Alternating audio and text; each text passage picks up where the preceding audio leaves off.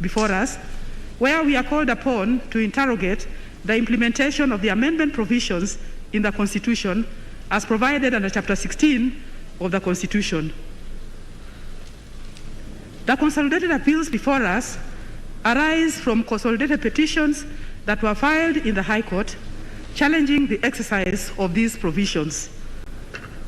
My brother, President Musinga, has already given that background, and therefore I will not go into it. The issues that were raised in the appeals are many, and as I've already explained, I will just focus on the areas that I have some arguments which differ or which are approaching the issue differently from the others. And so I will add my voice on a few select issues. This is the basic structure doctrine and its applicability to Kenya, the remit of a popular initiative under Article 257 of the Constitution, the legality of the BBI process and the President's involvement, and the propriety of the proceedings against the President. I will not go into the submissions because that has already been done by my colleagues. So I'll go straight to the issue of the basic structure. What is the basic structure doctrine? In my earlier portions of the judgment, I had referred to definitions by Professor Yaniv Rosnai, Professor Beatrice Conrad, Professor Ben Obweze, and also the way it was explained in the Kasavananda case. And drawing from these definitions, I think that simply put, the basic structure doctrine is a principle according to which the power to amend a constitution is expressly or impliedly limited to constitutional amendments that do not alter or change the basic structure of a constitution. In India, the doctrine has been applied as limiting the amendment power of Parliament to alter or change the basic structure of the Constitution. Beatrice Conrad made reference to any amending body organized within the statutory scheme. And Professor Yaniv Rosnai extends the limitation to the exercise of constitutional legislative power and expresses the view that amendment power is sui generis, as it is neither a pure constitutional power nor an expression of original constituent power, and that it is an exceptional authority, yet limited. There are two propositions from these definitions. First, that a constitution has a basic structure. And second, that amendment of the basic structure by any amending body under the Constitution is not permissible if it will substantially alter or destroy the basic structure or identity of that Constitution. And consequently, a limitation on the power to amend the basic structure will be inferred. The latter is the basic structure doctrine. The challenging in considering whether the basic structure doctrine applies to a constitution is to unpack this basic structure in relation to the Constitution.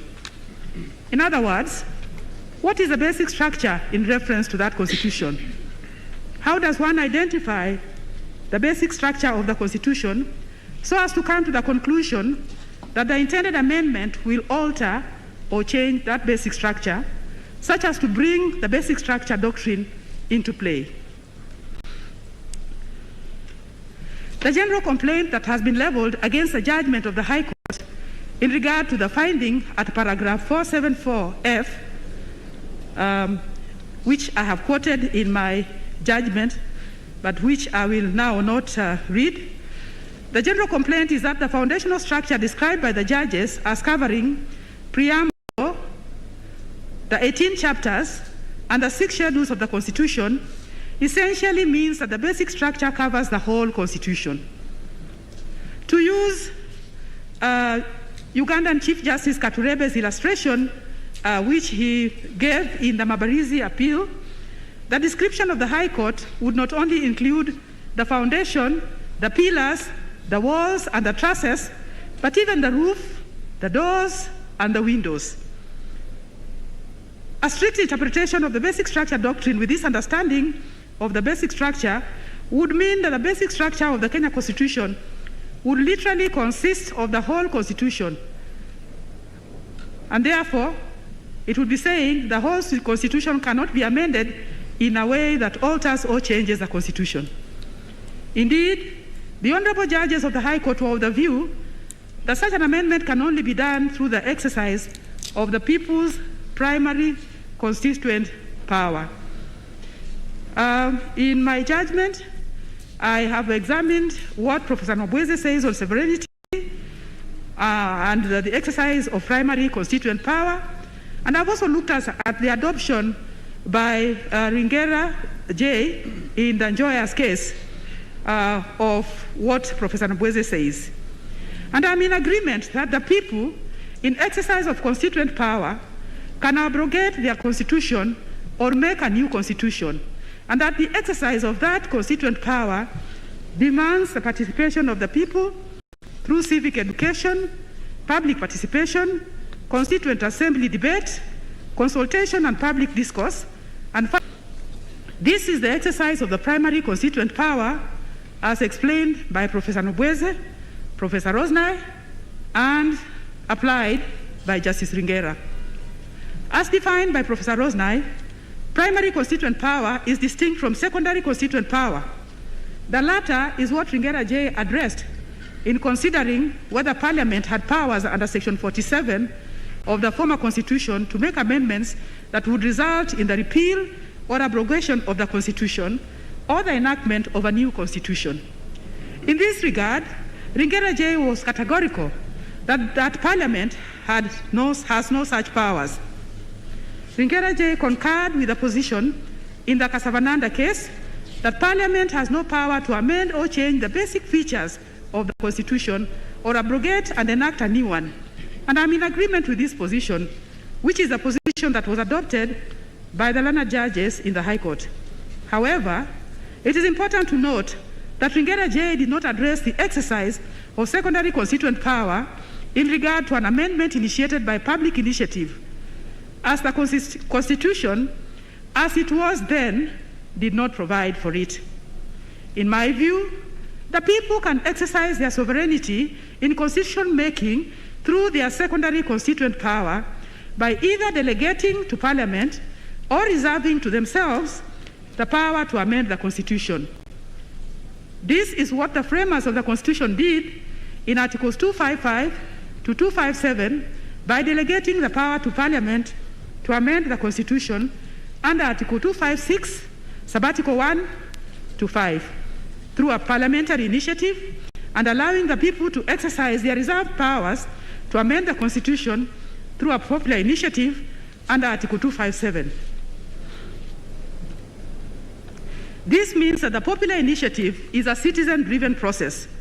In both instances, the people remain involved in both the popular initiative and parliamentary initiative through public participation and are the ultimate determinant through the referendum process on whether the amendment is carried. The Constitution of Kenya 2010 also empowers Parliament to exercise constituted power under Article 94(3) of the Constitution in regard to amendment of constitutional provisions other than those mentioned in Article 255. It is necessary to interrogate the express constitutional provisions that donate amendment power so as to determine the extent of the powers provided, especially as relates to the amendment of the basic structure.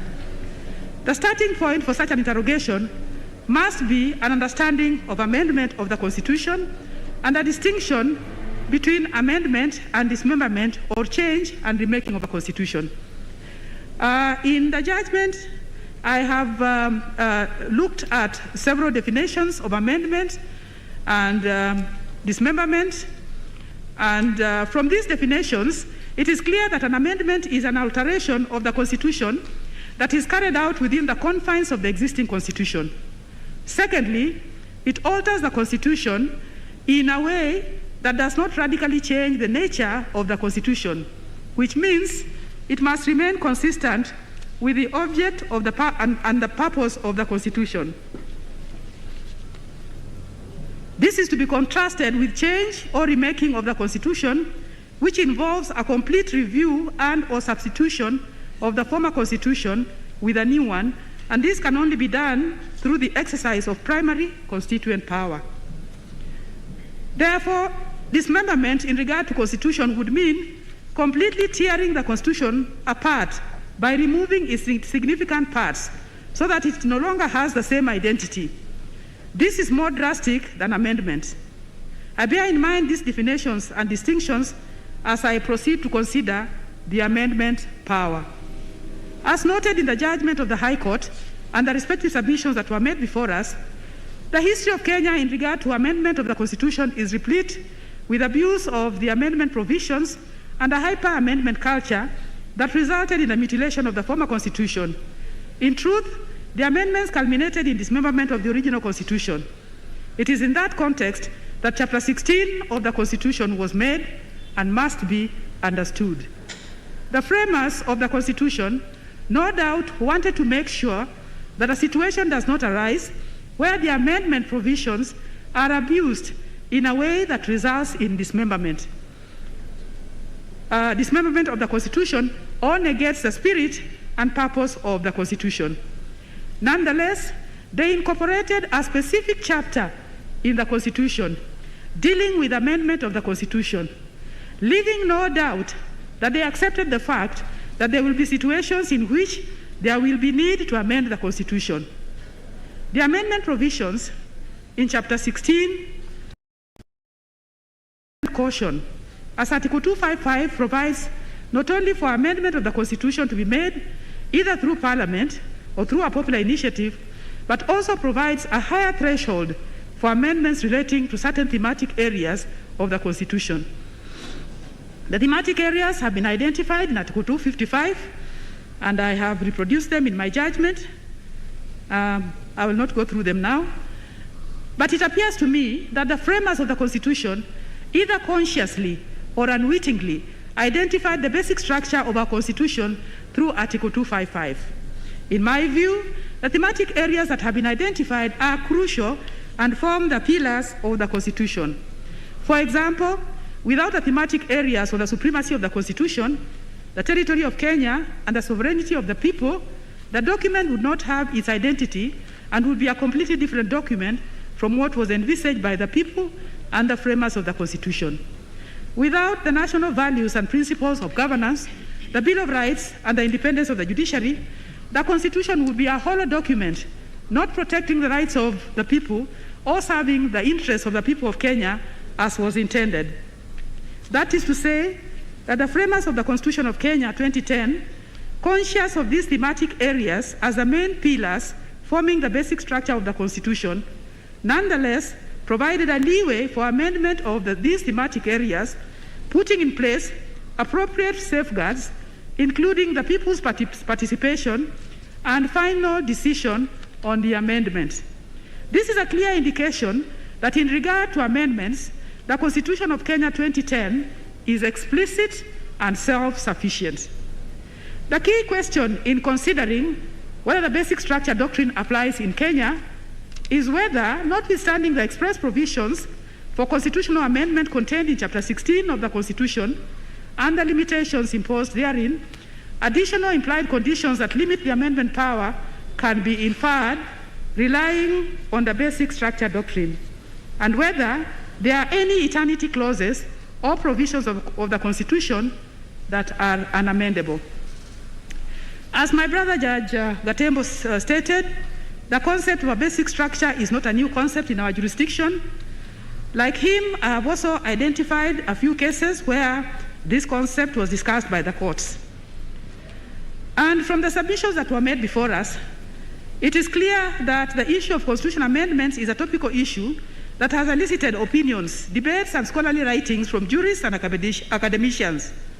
It has also been subject of litigation in several jurisdictions. In discussing constitutional amendments, the paradox of unconstitutional constitutional amendments has come to the fore.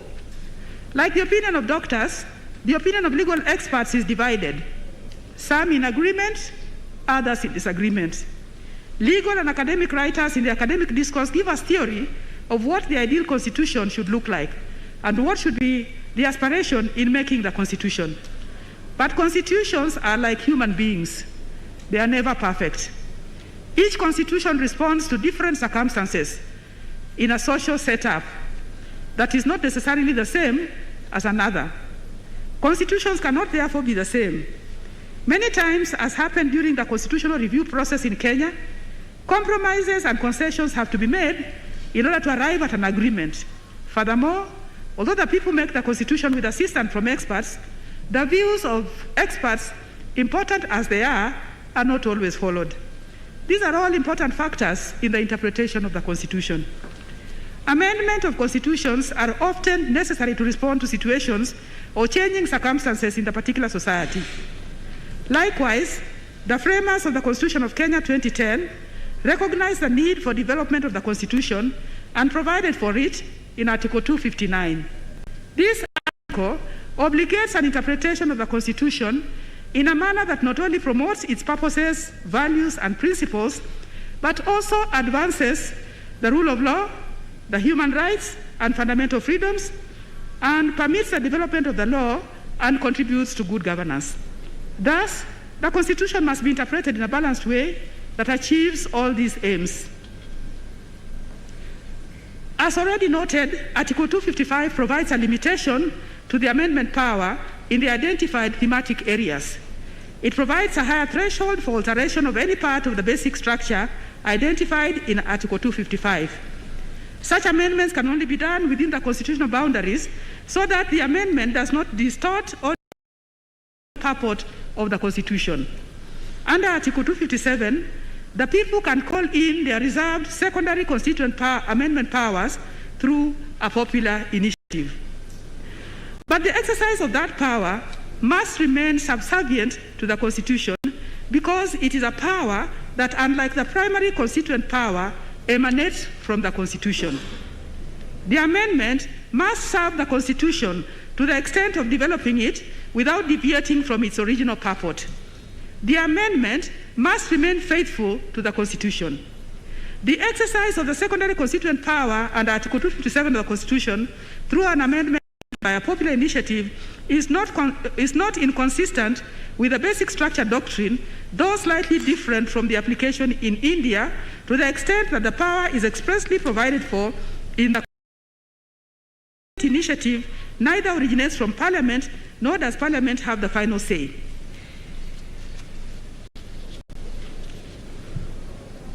The amendment process provided at Article 257 is inclusive, as it not only involves the people in its initial stages, but also provides room for participation of Parliament and the National Assembly, and the people retain the power of approving the final product at the referendum. It is therefore an amendment that is done by the people, but with a limitation that being a secondary constituent power, it is subservient to the primary constituent power and must remain true to the original purport of the Constitution. At paragraph 47G, permit me just to read just a little to put the whole thing in context. The learned judges of the High Court stated that there are certain provisions in the Constitution which are inoculated from any amendment at all because they are deemed to express categorical core values. And these provisions are therefore unamendable. These provisions can also be termed as eternity clauses. And then they say an exhaustive list of which specific provisions in the Constitution are unamendable or are eternity clauses is inadvisable to make vacuum. The learned judges go on to give Article 2.1 and 2.5 as examples of unamendable clauses or an eternity clauses. But according to Professor Rosnai, unamendable provisions limit the holder of the constitutional amendment power in exercising its power to certain constitutional subjects, principles, or institutions. Professor Rosnai also posits that unamendable provisions may also generally protect the spirit of the Constitution, spirit of the Preamble, fundamental structure of the Constitution, or nature and constitutional elements of the state. The Constitution of Kenya has not specifically identified any particular clause as an unamendable clause or an eternity clause. Therefore, as admitted by the learned judges, there are no express eternity clauses or unamendable provisions in the Constitution. However, as already noted, there is restriction of amendment power in Chapter 16 of the Constitution, such that under Article 255 to 257, there are procedural and substantive limitations to the amendment power, so that amendments involving the specific thematic areas can only be done if there is compliance with the strict procedures provided. It cannot be said that the provisions in the thematic areas are unamendable because the Constitution has provided ability subject to the limitations indicated in Chapter 16. The question is whether, as contended by the learned judges, there are certain provisions in the Constitution that are inoculated from this amendment power because they express core categorical values. As there is no express provision for unamendability, is there justification for the conclusion by the learned judges that some provisions of the Constitution are unamendable? While I disagree with the learned judges' position that there are unamendable clauses in the Constitution, I find the argument by Professor Rosnai that implicit unamendability that runs through the Constitution to protect the original purport and spirit of the Constitution persuasive. This is consistent with the sentiments expressed by the learned judges in two of the cases that were relied upon by the judges of the High Court, and which I have reproduced in my judgment for purpose of clarity. But I will just mention them here. There was the United Democratic Movement versus Speaker of National Assembly and others, which is a South African. Talk about the preamble to our Constitution is a characteristic task but profound recordal of where we come from, what aspirations we espouse, and how we seek to realize them. And then it goes on, but I will not read it. Also expressed by the Tanzania Court of Appeal, Indianabo versus the Attorney General, where they said, among other things, that the Constitution of the United Republic of Tanzania is a living instrument having a soul and a consciousness of its own, as reflected in the preamble and fundamental objectives and directive principles of state policy. In interrogating the original purport and spirit of our Constitution, my first port of call is the preamble to the Constitution, which I have reproduced in my statement, but I'll not read in the interest of time. The preamble indicates that the Constitution is the exercise of the sovereignty of the people of Kenya in determining their form of governance to meet their aspirations for a government based on the essential values of human rights, equality, freedom, democracy, social justice. It also shows their commitment to nurturing and protecting the well-being of the individual, the family, communities, and the nation. It also shows the sustainment of their heritage, their commitment to sustainment of their heritage and environment for their benefit and that of future generations, and the fostering of peace and unity as one indivisible sovereign nation. These aspirations and objectives are the purport and spirit of the Constitution that must remain alive in the implementation of the Constitution. The exercise of any legislative power to enact an amendment that is contrary to the purport and spirit of the Constitution will not pass muster. That is to say that although all the core parts of the Constitution are amendable under Chapter 16 of the Constitution, there is an implied limitation that amendment of the Constitution will only be permissible if compliant with the purport and spirit of the Constitution. In this regard, I respectfully disagree with the position taken in the decision in the South African case of KwaZulu-Natal and others versus President of the Republic of South Africa, where it was stated that the reliance upon the spirit of the Constitution is misconceived, and that once the procedure in the amendment process is adhered to, the amendment is constitutionally unassailable. I disagree with that. In my view, any proposed constitutional amendment must pass muster both the procedural, in both the procedural and substantive tests. Accordingly, the fact-intensive determination that was adverted to by the High Court should not be one to determine the unamendability of any particular constitutional clause or core parts of the Constitution, but a substantive examination of the purported amendment in order to determine whether the amendment meets a substantive test in regard to the spirit and purport of the Constitution as revealed in the Preamble. This is a threshold of the general implied unamendability that would render an amendment an unconstitutional constitutional amendment if it does not meet the substantive test. This can well be illustrated by the examples that were given by the first to fifth respondent at paragraph 282 of their petition that was filed in the High Court. For instance, Amendment 2 of the Constitution to divide Kenya into two would fall into the thematic area of supremacy of the Constitution and would be contrary to the people's determination as espoused in the Preamble to live in peace and unity as one undivided nation. Secondly, an amendment of Chapter 10 to abolish the judiciary would be contrary to the aspirations of Kenyans for a government based on essential values of justice and the rule of law. Another example, an amendment of Chapter 4 to abolish the right of an accused person to a hearing would be contrary to human rights, justice, and the rule of law. An amendment of Chapter 1 to relinquish control over Kenya to Uganda or any foreign power would be contrary to the people's sovereign power and their determination to live in unity as one indivisible foreign nation.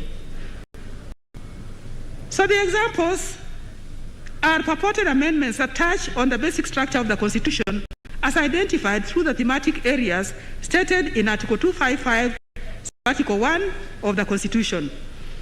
The purported amendments may meet the procedural strictures provided under Chapter 16 of the Constitution, but would not meet the threshold of the general implied unamendability in regard to the spirit and purport of the Constitution as revealed in the Preamble. It is also instructive that the Preamble to the Constitution is not a constitutional clause that can be amended. It's an introductory statement which remains the reference point in terms of the Constitution's aims and objectives. It is therefore what I can describe perhaps as the GPS from which each constitutional clause gets direction, and any amendment must be measured accordingly. So with all that, my finding on the basic structure, rather my conclusion on the basic structure is, first, that the Constitution of Kenya has a basic structure which has been identified by way of thematic areas in Article 255, Subarticle 1 of the Constitution. Secondly, Chapter 16 of the Constitution provides for amendment of any part of the Constitution, including the basic structure, and no express and amendable constitutional provisions or eternity clauses have been provided in the Constitution. And finally, the basic structure doctrine is applicable in Kenya to the extent that the exercise of secondary constituent power and constituted power to amend the Constitution is impliedly limited by the Constitution as evident in its spirit and purport, and therefore the exercise of amendment powers under Chapter 16 of the Constitution is impliedly limited, as such amendment must conform to the spirit and purport of the Constitution. Now, turning to the meaning and purport of a popular initiative under Article 257 and its constitutional remit, Article 257 of the Constitution provides for an amendment by a popular initiative. I've quoted that section, but I'll not read.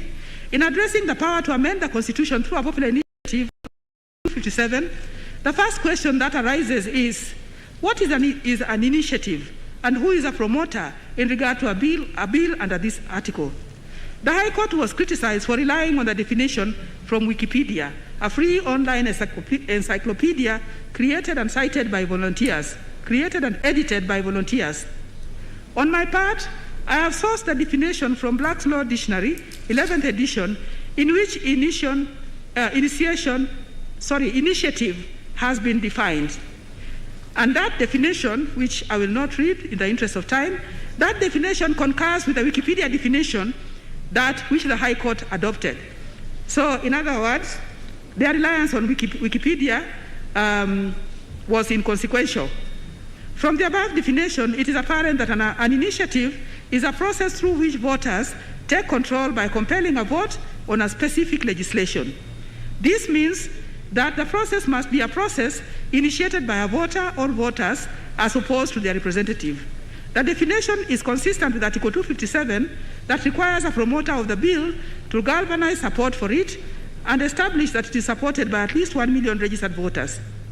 The definition is also consistent with Article 1, Sub-Article 2 of the Constitution that provides that the people exercise their sovereign power either directly or through their democratically elected representatives. Now, I've also looked at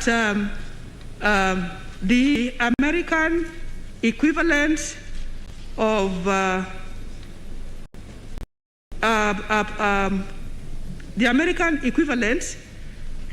which is referred to as the American equivalent of a popular initiative, which is referred to as a constitutional initiative. And this is how Professor Albert Stern describes it. The constitutional initiative is a technique of constitutional reform which affords a means of supplementing amendment by legislative proposal. It is not intended to replace the older method of altering state constitutions, but merely to provide an instrument where the people acting directly may inaugurate change. It continues, but I'll not go on.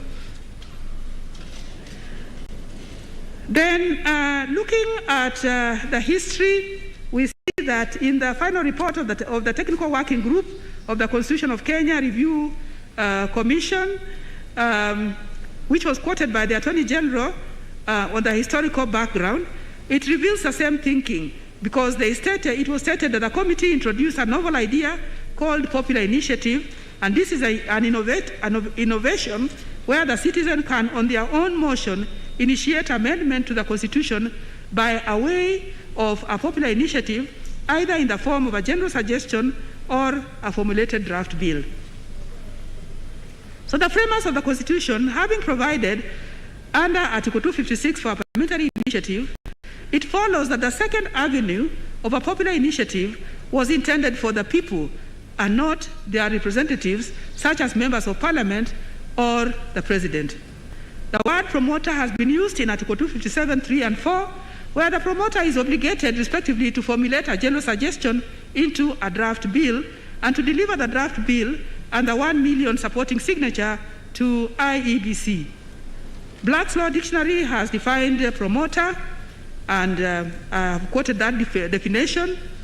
And using that definition, a promoter of a popular initiative under Article 257.3 may not necessarily be the originator of the idea of a popular initiative, but one who takes the lead in putting the idea together in the form of a bill and encouraging other voters to support the idea. In line with the objective of a popular initiative, such a promoter must be an ordinary citizen and not a parliamentarian or a state officer. So my finding on the popular initiative is that I concur with the learned judges of the High Court that a popular initiative is an initiative of the ordinary citizenry as opposed to the lawmaking bodies, and that it is intended to be used where the lawmaking bodies are unable or unwilling to act. Neither the President nor any state organ can initiate an amendment through a popular initiative under Article 257. Another issue is whether constitutional amendment through popular initiative calls for public participation. This one, I will not go into it. I think it has already been discussed. The issues and the arguments have been made by my other colleagues, my brother and sister judges who have already given their judgments. And indeed, I come to the same conclusion that there must be participation, and not just participation, there must be meaningful participation. So I'm in agreement with the learned judges that public participation is one of the principles of good governance, and that it's a constitutional right that must be complied with at every stage of a constitutional amendment process. And in particular, I have said that it's crucial at the commencement of a popular initiative, because the people must have appropriate information regarding the initiative to enable them make an informed choice on whether to support the bill or not, on whether to support the initiative or not. And therefore, the adequacy of public participation at the outset is very crucial. For if the people are not well informed and properly engaged, then the initiative cannot be a citizen process.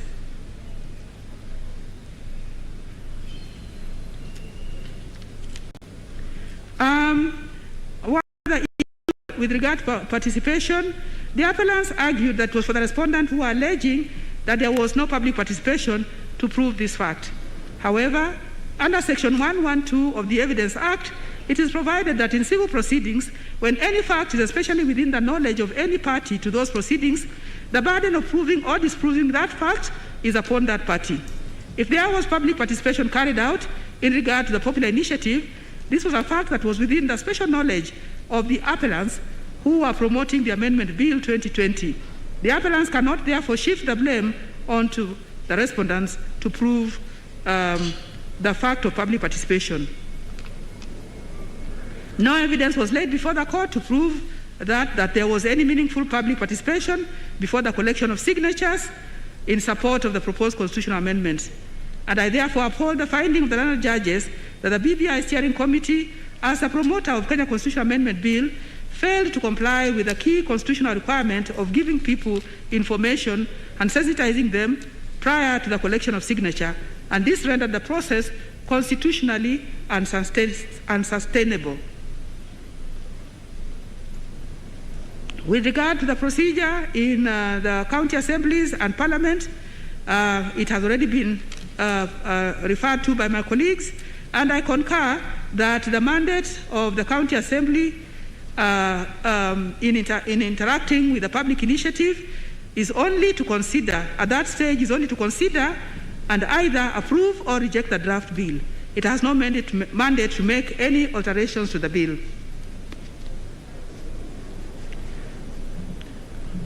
On the legality of the BBI process and the President's involvement, the popular initiative leading to the publication of the Constitution of Kenya Amendment Bill 2020, which is what I refer to as Amendment Bill 2020, originated from a process that has become commonly known as Building Bridges Initiative, BBI. This process was commenced through a handshake between His Excellency the President and Honorable Raila Amolo, and it was followed with the Building Bridges to Unity Task Force by His Excellency the President, Uhuru Muigai Kenyatta, whom I refer to herein as the President. It is apparent that the President was at the forefront in the facilitation of the BBI process, including the appointment of the BBI Advisory Task Force and the BBI Steering Committee. The Gazette notices were duly signed by the Head of Public Service, confirming that the appointments were made by the President in his official capacity. While the respondents submitted that the President abused his powers in engaging in the BBI process, the appellants asserted that in facilitating the BBI process, the President was exercising his authority under Article 131E, as read with 131(2)(c) of the Constitution, in promoting and enhancing the unity of the nation. And Article 131E states that the President is a symbol of national. 131(2)(c) gives him the authority of promoting and enhancing unity. So the process leading to the handshake between the President and Honorable Raila Odinga, the formation of the BBI Advisory Task Force and the BBI Steering Committee, and the consequent amendment bill is, in my view, akin to the National Accord or Peace Initiative signed on 25th of February 2008 between former President Mwai Kibaki and his erstwhile rival, Honorable Raila Odinga, with a view to implementation of a reform agenda to bring peace and address the recurrent conflict in the country. As explained in the Kivuitu case, which I have quoted and referred to there, the signing of the National Accord resulted in the former President appointing an independent review commission under the Commissions of Inquiry Act, whose mandate included examining the constitutional framework for the conduct of elections, the organization and management structure of the Election Commission of Kenya, and its capacity to conduct electoral operations with a view to recommending electoral reforms. The Commission presented its report to President Mwai Kibaki on 17 September 2008, in which it recommended fundamental amendments to laws governing conduct and management of elections. That, commonly known as the Kriegler Report, resulted in the enactment of the Constitution of Kenya Amendment Act No. 10 of 2008, which disbanded and replaced the Election Commission with an interim independent electoral commission. So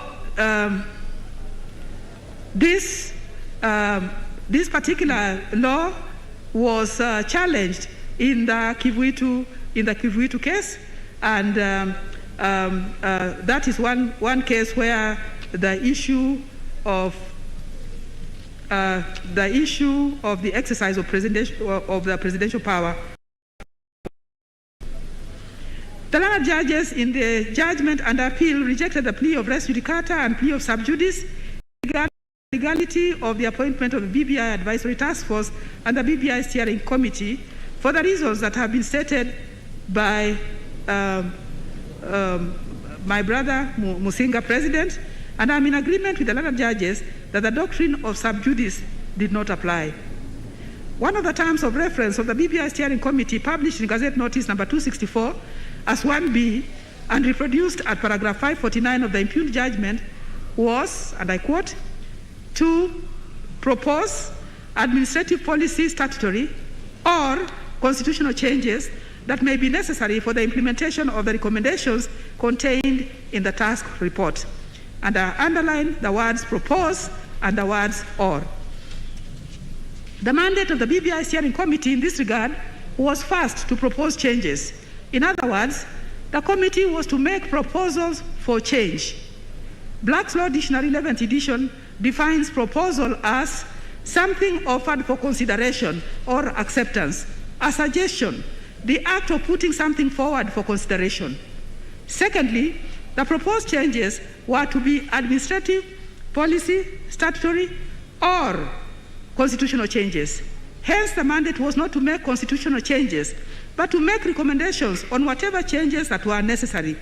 The use of the word or indicated that the changes did not necessarily have to include constitutional changes. Thirdly, it was not part of the mandate of the BBI Committee to implement the constitutional changes, if proposed, but to give advice on how such changes should be implemented. Thus, the purported distinction between the BBI Advisory Task Force and the BBI Steering Committee did not exist, as the BBI Steering Committee was not established for the sole purpose of initiating and promoting constitutional changes. Although the Third Way Alliance case related only to the appointment of the BBI Advisory Task Force, the issue raised in that case substantially related to the President's powers to appoint a task force or committee. In that regard, the finding on that issue relates to the appointment of the BBI Steering Committee, which was appointed before that judgment, as much as it relates to the BBI Advisory Task Force. More so, because the mandate of the BBI Steering Committee, as appointed, did not include initiating and promoting constitutional changes. In short, the matter before the High Court regarding the legality of the appointment of the BBI Steering Committee was res judicata and not open for consideration by the learned judges of the High Court. In the impugned judgment, the learned judges of the High Court found that the appointment of the BBI Steering Committee was unconstitutional, as there was no evidence that the President had complied with the provisions of Article 132(4)(a). I have considered these findings against the rival contention that the President was exercising his authority to engender peace pursuant to Article 131. Given the background to the BBI process, as I've already adverted to, the initiative leading to the BBI process was not any different from the peace accord that was signed between President Kibaki and Honorable Raila. No evidence was produced to show that the appointment of the BBI Advisory Task Force and the BBI Steering Committee was approved by the Public Service Commission as required under Article 132(4)(a). However, both committees, that is, the BBI Advisory Task Force and the BBI Steering Committee, were ad hoc committees appointed to advise the President. The appointments were actually officially gazetted under the hand of the Head of Public Service, Mr. Kinyua. And I'm in agreement with the position stated by Mativo J. in the Third Way Alliance case that the authority of the President in Articles 131 and 132 of the Constitution ought not to be constrained as long as the exercise of that power is rationally related to the purpose for which the power was given. The President cannot therefore be faulted for initiating the BBI process, appointing the BBI Advisory Task Force and the BBI Steering Committee in an effort to foster unity which is an initiative that was within his constitutional mandate. Furthermore, Article 256 and 257 provide for amendments by way of a parliamentary initiative and a popular initiative, respectively. These articles provide for the constitutional procedures that has to be followed in procuring a constitutional amendment. They do not provide for proposals for making an amendment by a parliamentary or popular initiative. Obviously, before the drafting and promotion of a parliamentary or popular initiative, a lot of preliminary work has to be done. There is nothing that prevents the procurement and consideration of proposals for amendment by any person.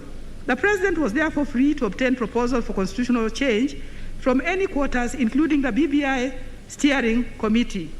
Such proposals could have been used in lodging a parliamentary initiative or even a popular initiative by appropriate persons, following the appropriate procedures provided under Article 255 and 257. The BBI Steering Committee, having given its proposals on changes, which included a proposed constitutional amendment bill, its mandate was expended at that stage. For these reasons, I find that the learned judges not only erred in considering the legality of the BBI Steering Committee as the issue was res judicata, but also erred in finding that the BBI Steering Committee was unconstitutional and an illegal entity created to perpetuate an unconstitutional purpose.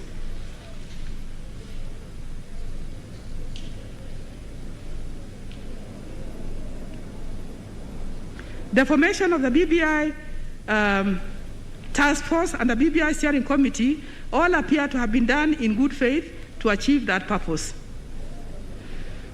Constitutional changes by means of an amendment to the Constitution falls under Article 255 and 257 of the Constitution, and there is no provision for the President to initiate proposals for amendment of the Constitution in the name of a popular initiative.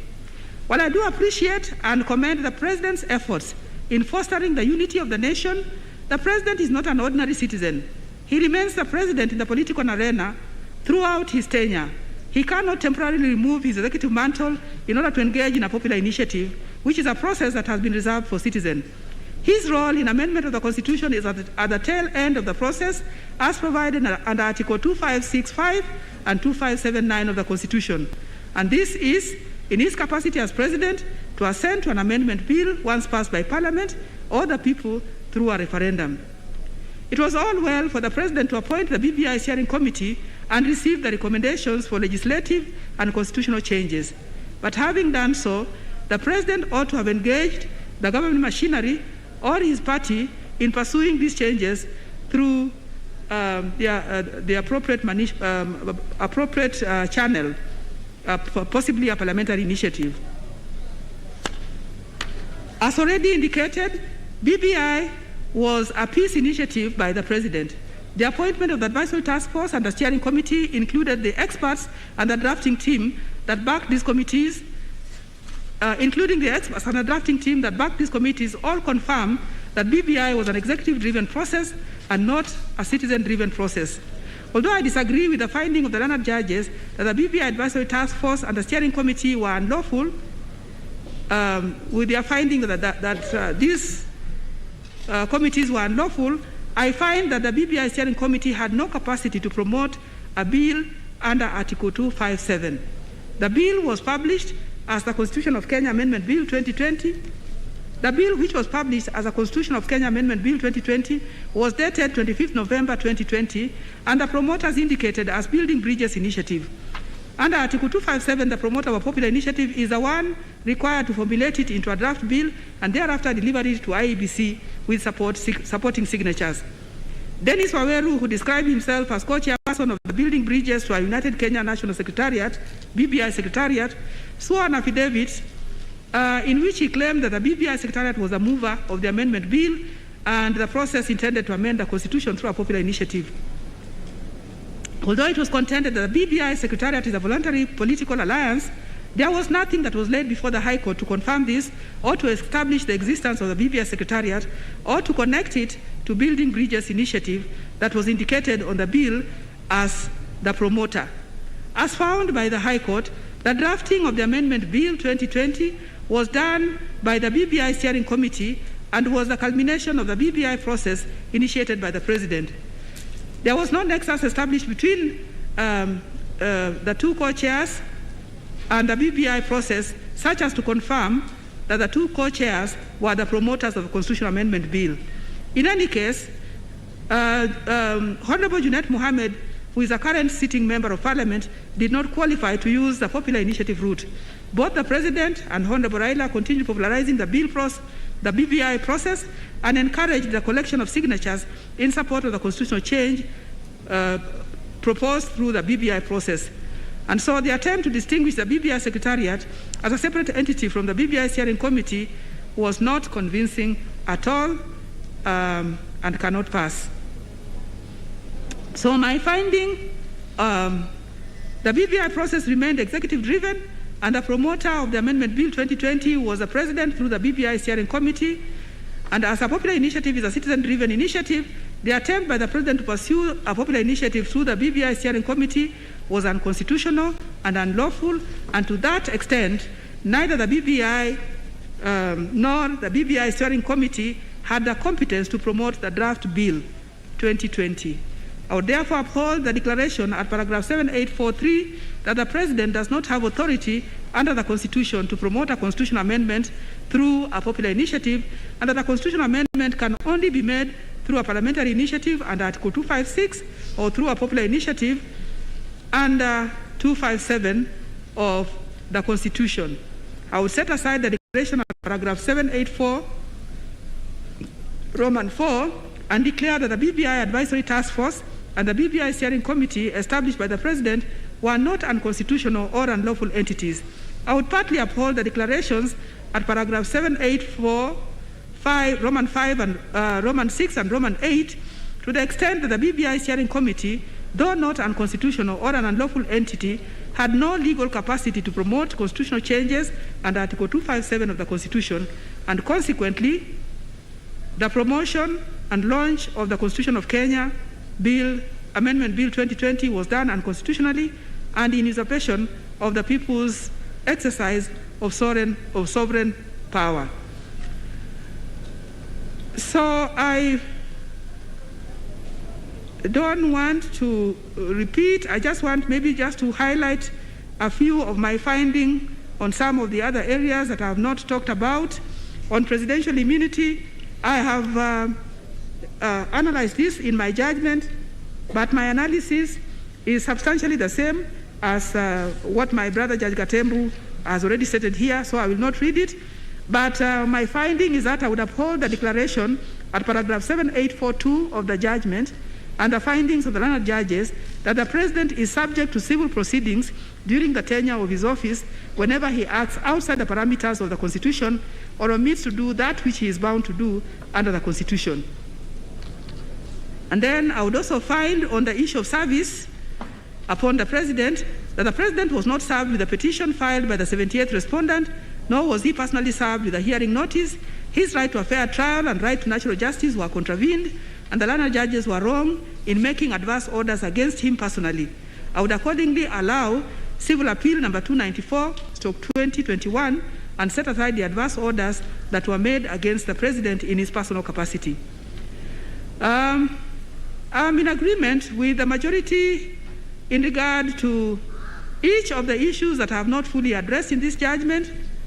And for avoidance of doubt, I want to say that I specifically adopt the reasoning and conclusion of the majority in regard to the fact that the Constitution of Kenya Amendment Bill 2020 cannot be subjected to a referendum in the absence of evidence of continuous voter registration by the Independent Electoral and Boundaries Commission, that the IEC does not have the requisite quorum for purpose of carrying out its business relating to the conduct of the proposed referendum, including the verification of signatures in support of the Constitution of Kenya Amendment Bill,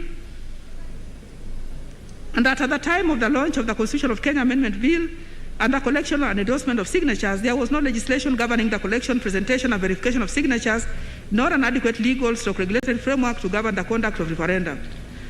That the administrative procedures for the verification of signatures in support of the Constitution Amendment referendum made by the Independent Electoral and Boundaries Commission are illegal, null and void because they were made without quorum and in violation of sections 5, 6, and 11 of the Statutory Instruments Act. That the county assemblies and parliament cannot, as part of the constitutional mandate, change the contents of the Constitution of Kenya Amendment Bill initiated through a popular initiative under Article 257 of the Constitution. That the second schedule of the Constitution of Kenya, insofar as it purports to predetermine the allocation of proposed additional 70 constituencies and to direct the Independent Electoral and Boundaries Commission on its function, is unconstitutional. That is a function of delimitation, is unconstitutional. I am also in agreement on the issues regarding whether the issues before the High Court were moot or not justiciable. I am in agreement with what the President has stated on that. I'm also in agreement on the issue of the MEC, and I fully adopt the reasoning of the majority on the cross appeals and concur that these cross appeals should be dismissed. On the issue of whether under Article 257.10 of the Constitution, all the specific proposed amendments to the Constitution should be submitted as separate and distinct referendum questions to the people, I am of the view that the Constitution requires that the specific proposed amendments to the Constitution be submitted as separate and distinct referendum questions to the people. So, in conclusion, I join my brother and sister judges in appreciating the senior counsel and all counsel who appeared before us. The wealth of knowledge, high level of professionalism, and commitment that was displayed by all was prodigious and is commendable. I also recognize the invaluable support that I have received from Irene Chege, my legal researcher, and Harriet Gasheri, my secretary, who worked tirelessly behind the scene to ensure that I had my judgment ready in time. The issues that were raised in this appeal have led to a significant conclusion because it is a practical demonstration of Kenyans' commitment to the Constitution. We, the people, protecting our heritage and determining our future and that of future generations. As custodians of the Constitution, we judges have also risen to the challenge to protect the Constitution from unconstitutional amendments. Ultimately, regardless of the outcome of this appeal, all the parties have won because the Constitution has won. The spirit and purpose of the Constitution remains alive. The final orders shall be as stated by my brother Musinga, President. Thank you. Thank you very much, my sister, Lady Justice Okwengu. I will now request my sister, Justice Nambuye, to deliver her judgment. Thank you very much, Honorable President. The challenge is coming towards almost at the tail end. The issues were common, and what is different is actually the presentations. I think for this reason, I will not go through each and every item arising from the common issues. But may I start by appreciating the leadership of our President. May I adopt the summary that he gave out at the beginning of the deliveries. May I appreciate the brotherhood and the collegiality of the members of the bench who have worked as a team. And the approach I take is because of what I have already mentioned, that the issues were common, and what differs is actually the presentations. I will not go into detail. I will just pick out a few items. The major complaint on why the appellants thought that there is no provision for eternity clauses in our Constitution. Then my own brief comments on that. A brief comment on the constituencies in the amendment bill. give a few highlights on the principles on legitimate expectation.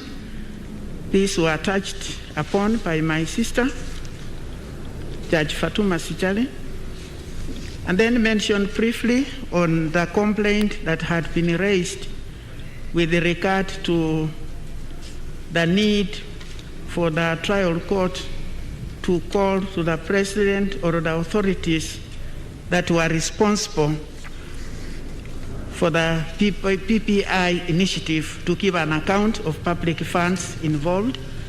And then in a sentence or so, make a mention on the role of MSI and then the good work and the industry of the legal minds involved. My first observation on the complaint about the application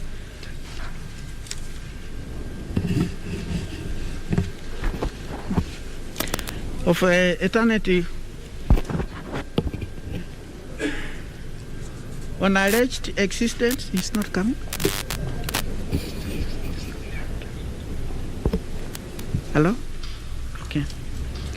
On alleged existence of eternity clauses in the COK 2010, appellants submit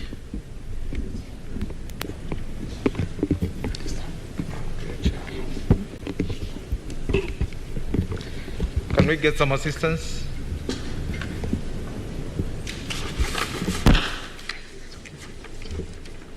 Thank you. On alleged existence of eternity clauses in the COK 2010, appellants submit that an eternity clause is an actual constitutional provision expressly made in the text of a country's constitution declaring some provisions unalterable and irrevocable, which clauses are, according to the appellants, aimed at protecting a specific country's provisions of specific purposes. Among examples numerously highlighted were Article 79(3) of the Basic Law of Federal Republic of Germany, which expressly bars amendments to provision concerning the federal structure and to the basic principles laid down in Article 1 and 20 of that institution.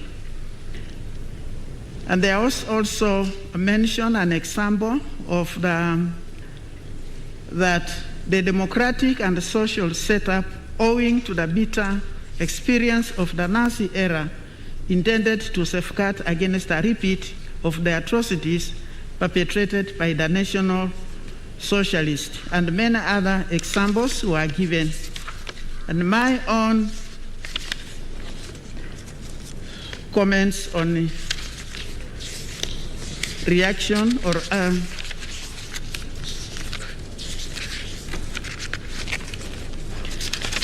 my observations is that on the alleged existence of eternity and amendable clauses in the COK 2010, the position I take is that taken by the appellants, that these do not exist. Reason being that in jurisdictions where these are found to exist, going by the examples highlighted in the appellant submissions, they are expressly provided for in the respective jurisdictions' constitutions. A proper construction of the COK 2010 based on a proper application of the principles for interpretation and construction as highlighted above in the assessment leaves no doubt in my mind that these doctrines have no application in Kenya. That is why the people reserved in themselves the power to amend the COK 2010, which in my view includes the power to overhaul, as they did with the former constitution, or partially amend it subject to compliance with the prerequisites of the amendment power. Second, going by the guiding principles in Article 10 of the Constitution, there is nothing therein to suggest that the Kenyan society will remain static in its lifespan, so as to stick to the value system as obtained at 2010 when the COK 2010 was promulgated. Good prudence would demand that there be constitutional changes which would in turn inform changes in the law to meet societal needs as and when such needs arise. And on the issue of the constituencies as contained in the halted amendment process, I associate myself with what my colleagues have said, but for purposes of the record, I think I have something to say.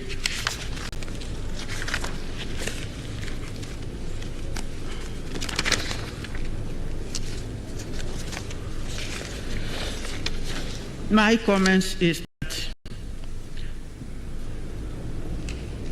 Section 10 of the Impunity Bill proposes to amend Article 89 of the Constitution on delimitation of electoral units to increase the number of constituencies from 290 to 360. The Impunity Bill also attempts to delimit the extra 70 constituencies in violation of Article 89 of the Constitution, violates the principles, procedures, and the safeguards for the delimitation of electoral units. Section 10 of the Impunity Bill, as read with the second schedule thereof, seeks to defeat Article 892 of the Constitution by compelling IEPC to delimit boundaries before the time set by the Constitution and without going through the procedures and safeguards set out in the Constitution. The Impunity Bill also usurps the authority of IEPC to delimit electoral boundaries by providing the number of electoral units to be delimited. This indeed is in contravention of the COK 2010. And I think I will highlight in briefly the principles on legitimate expectation as was held in the Republic versus Kenya Revenue Authority ex parte check distributors limited, civil application number 359.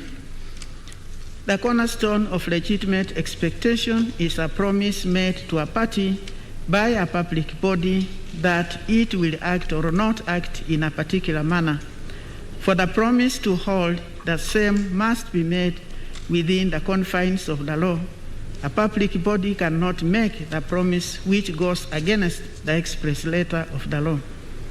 Stated simply, legitimate expectation arises, for example, where a member of the public, as a result of a promise or other conduct, expects that he will be treated in one way or the public body wishes to treat him or her in a different way.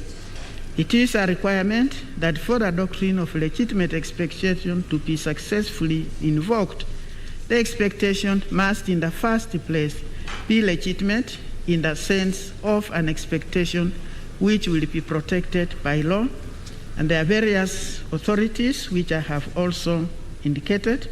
In other words, since the doctrine of legitimate expectation is based on consideration of fairness, even where benefit claimed is not procedural, it should not be invoked to confer an unmerited or improper benefit.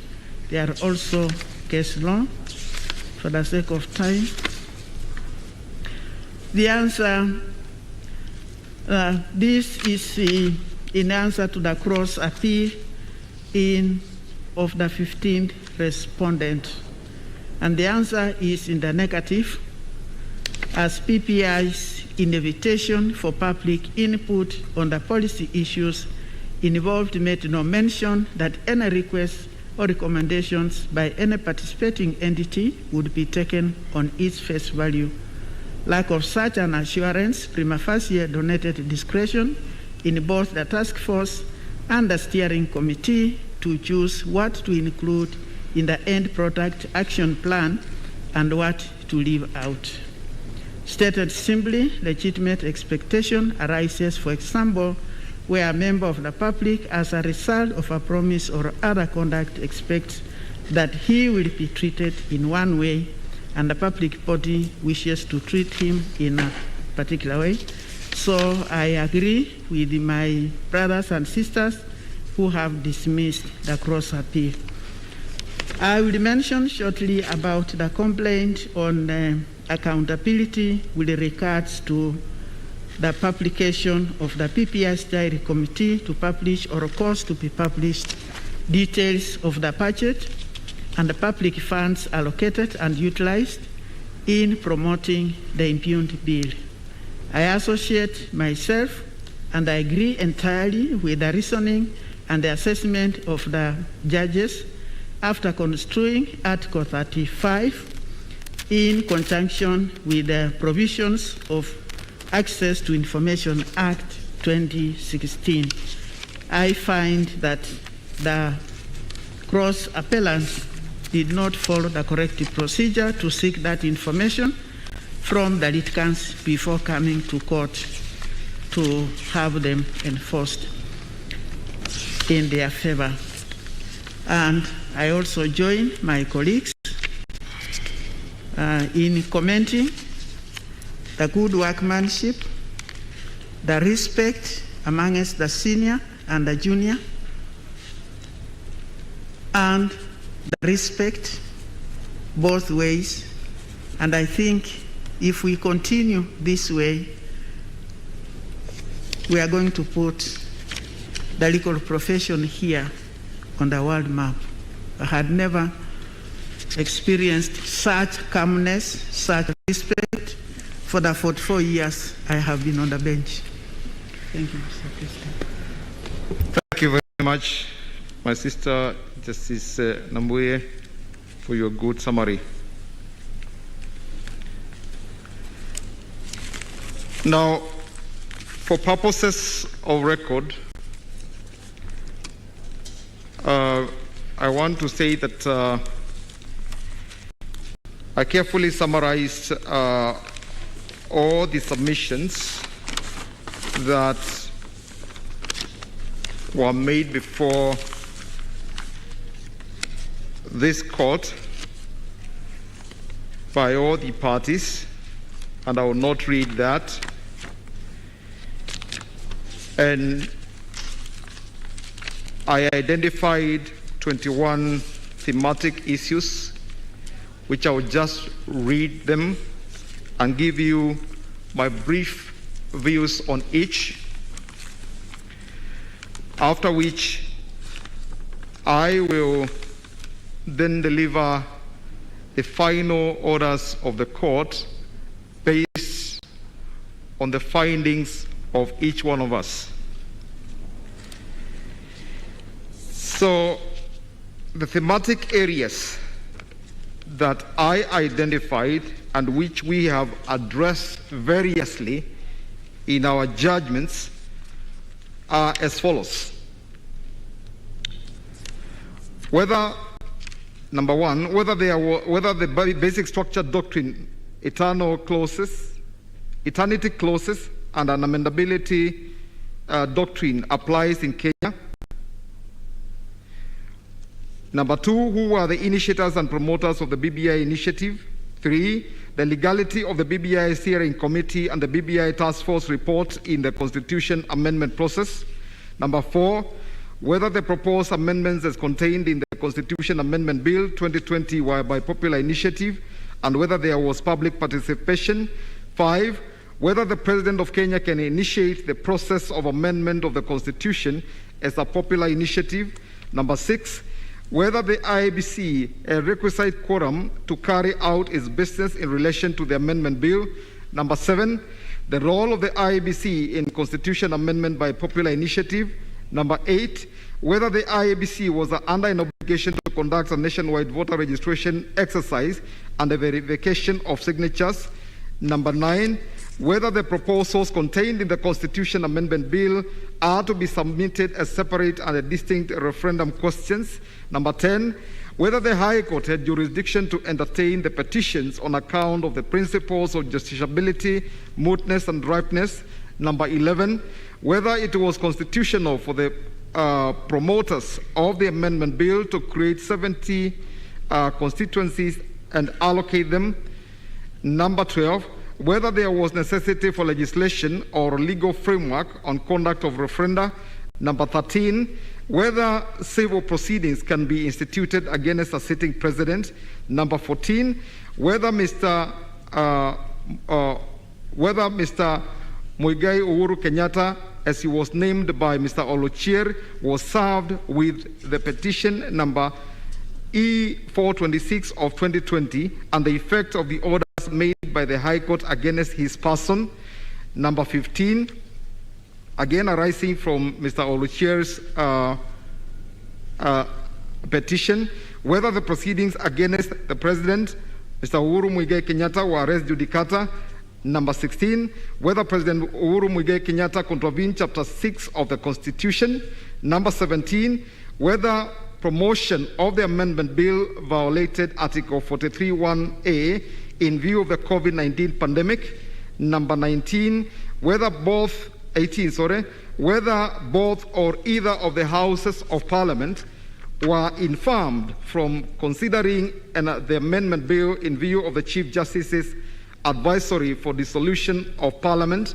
Number 19, whether the High Court erred in finding that the BBI task force did not create a legitimate expectation that the submissions by KNUN would be incorporated in the amendment bill. Number 20, whether the petitioners had made out a case for disclosure and publication of the BBI Steering Committee's financial information. And lastly, whether the High Court erred in law in admitting Amishi Kuria who were partisan. So as I indicated, I will not go into the submissions at all. I'll make a few comments on those issues. On the basic structure doctrine, an amendability theory and eternity clauses and their applicability in Kenya, I had the benefit of reading in draft the elaborate opinion of my brother Justice Kiage on this issue, and I substantively agree with his lordship's views and findings. However, I would like to make just a few additional remarks on the same.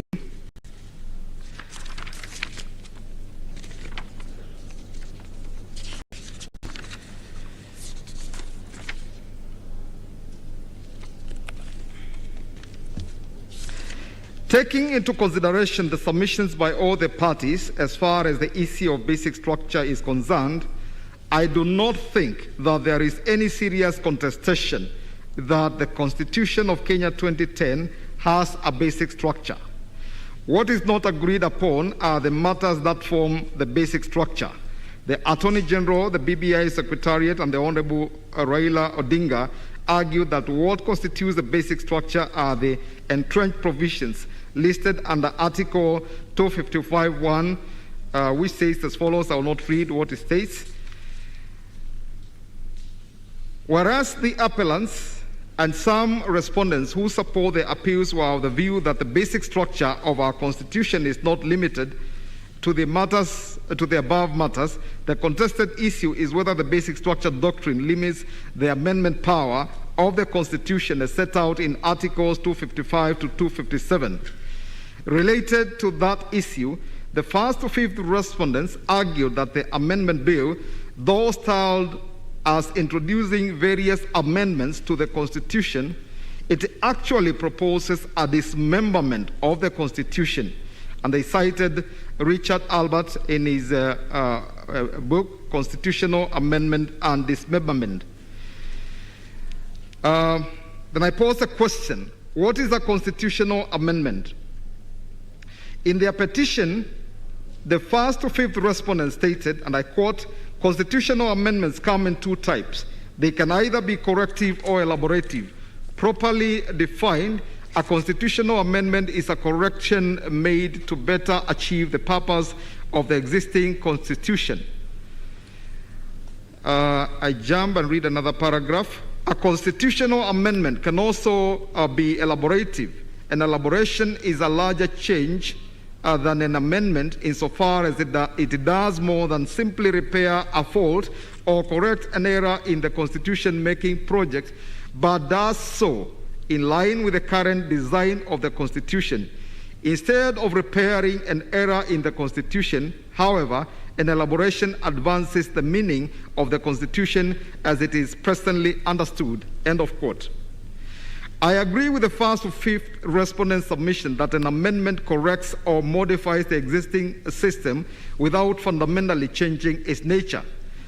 That an amendment operates within the parameters of the existing Constitution, as stated by Walter Murphy in Constitutions, Constitutionalism and Democracy, Transitions in the Contemporary World. It follows, therefore, that any amendment that alters the Constitution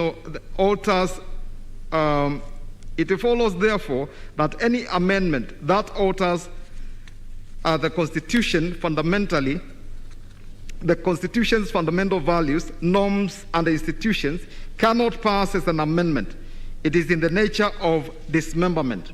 In my view, the omnibus constitutional amendment bill that seeks to fundamentally alter certain constitutional pillars of our supreme law, like the concept of separation of powers and the independence of the judiciary, is not an ordinary constitutional amendment. It amounts to a dismemberment of the Constitution. Let me illustrate this closely. Let me illustrate this by closely considering some aspects of the impugned amendment bill. This omnibus bill is titled "A Bill for an Act to Amend the Constitution by Popular Initiative." It contains 74 proposed constitutional amendments. Some of the proposed amendments have the effect of interfering with the concept of separation of powers, which is well ingrained in our Constitution.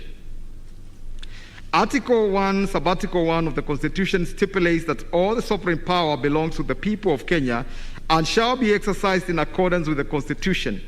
Thus, sovereign power is delegated to Parliament and the legislative assemblies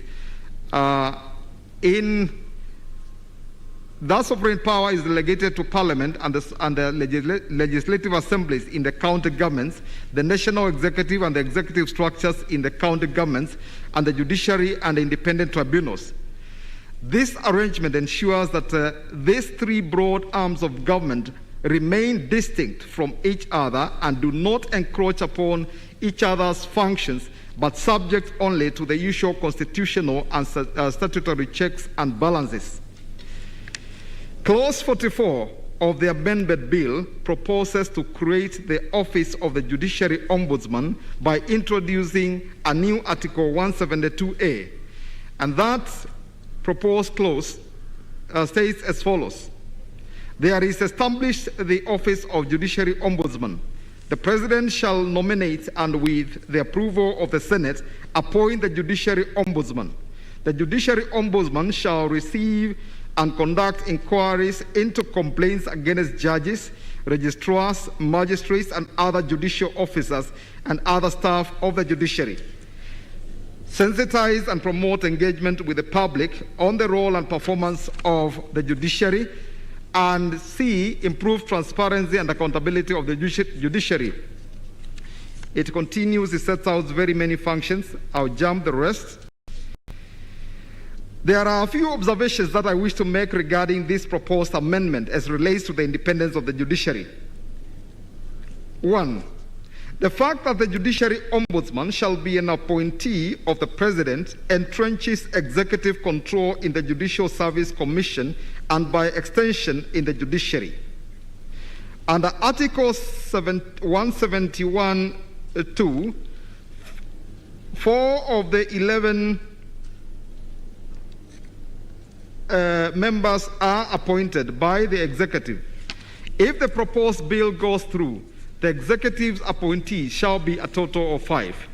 Number 2, of even greater concern is the proposed duties and functions of the Judiciary Ombudsman, whose allegiance is to the President, has the effect of making the holder of that office a terror to judges, magistrates, and all judicial staff.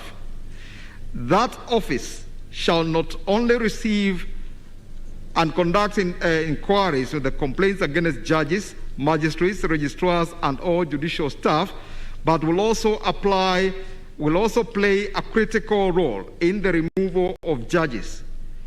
Clause 41 proposes to amend Article 168(2) of the Constitution so that it will read, and I quote, "The removal of a judge may be initiated only by the Judicial Service Commission acting on the motion by the Judiciary Ombudsman." End of quote. In passing the 2010 Constitution, Kenyans wanted to have a strong and independent judiciary, but the proposed amendment is the exact antithesis of such a judiciary. If a presidential appointee is empowered to receive and investigate a complaint against judges, craft a motion for the judge's removal, and present it for consideration by the Judicial Service Commission, where he sits as an ex officio member, it is not difficult to discern that in making judicial pronouncements, most judges would be very cautious of going against the will of the president. Otherwise, the president may resort to the use of his or her appointee to initiate removal proceedings of the judge, because he who pays the piper calls the tune. This is an ingenious and subtle clawback to the independence of the judiciary.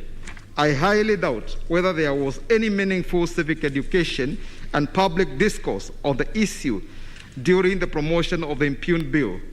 Decisional and institutional independence of the judiciary in a democratic state should be jealously guarded, and before any constitutional amendment that is likely to interfere with the same is made, the people must be given an opportunity to exercise their primary constituent power. In the final report of the Constitution of Kenya Review Commission, clause 13.5.4 at page 209, among the things that the people said about the judiciary are as follows, and I quote, "The independence of the judiciary should be entrenched in the Constitution. 2, the Constitution should ensure that there is no interference in the judiciary by the executive and by politicians." End of quote. If this is not executive interference in the work of the judiciary, then I do not know what else amounts to such interference. Number 5, there seems to be a duplication of mandates between the Judicial Service Commission and the Judiciary Ombudsman insofar as the function to receive and investigate complaints is concerned. Article 172(1)(c) states that one of the functions of the Judicial Service Commission is to appoint, receive complaints against, investigate and remove from office or otherwise discipline registrars, magistrates, other judicial officers and other staff of the judiciary in the manner prescribed by an act of Parliament. Without any proposed deletion or amendment to the above provision, the proposed Article 172A 3A states as follows, and I quote, "The Judiciary Ombudsman shall receive and conduct inquiries into complaints against judges, registrars, magistrates, and other judicial officers and other staff of the judiciary." These two almost similar constitutional provisions will create parallel and incompatible centers of power, which is not good for the country.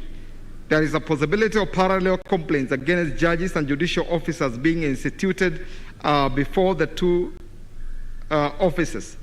What would happen if they were to arrive at different conclusions on the question of removal? Turning to the legislature, clause 29, 32, and 33 of the amendment bill proposes to remove the requirement for vetting by the National Assembly of Cabinet Ministers, Secretary to the Cabinet, and Principal Secretaries. Clause 31 proposes to introduce the position of Deputy Ministers whose appointment shall not be vetted by Parliament. There is also the proposal to do away with the pure presidential system and replace it with a hybrid one, where there will be a Prime Minister, Deputy Prime Minister, Cabinet Ministers, Attorney General, and the leader of the opposition, who will also sit in Parliament. The people of Kenya, in promulgating the 2010 Constitution, opted for a pure presidential system.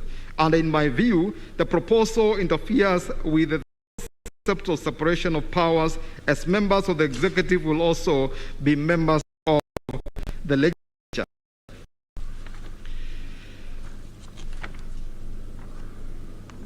I'll briefly now look at the issue of increase of constituencies as proposed in the amendment bill. Under clause 10 and 74, as read together with the second schedule of this amendment bill, the promoters of the bill propose to increase the number of constituencies from 290 to 360. However, without proposing to delete Article 89(2) of the Constitution, which empowers the IEBC to review the names and boundaries of constituencies, the promoters decided to allocate the proposed 70 additional constituencies to 29 counties, but left it to the IEBC to determine their boundaries. The IEBC protested, and rightly so, saying that it has the exclusive mandate of delimiting constituencies as per Article 89(2). I have no hesitation in stating that the task of review of names and the delimitation of constituencies exclusively belongs to the IEBC.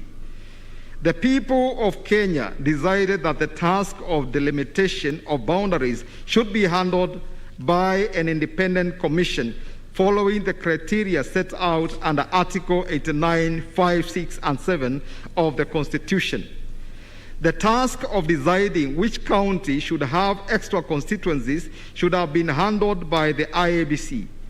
Entrusting such a delicate responsibility to persons with declared political interest is tantamount to gerrymandering, which James Rowley describes, and I quote, as the process of dividing political units in ways that deliberately create advantages for incumbents or their political allies by placing voters based on their predicated behavior at the polls in districts that dilute the power, dilute the vote of some voters and consolidate the votes of others. End of quote.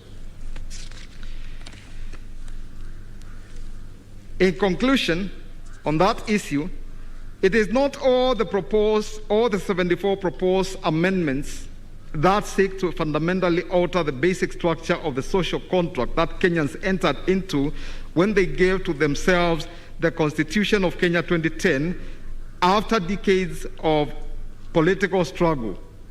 But the few that I highlighted point to attempts to alter the fundamental aspects of the basic structure of our Constitution, and that to me is constitutional dismemberment. That is why I would agree with the learned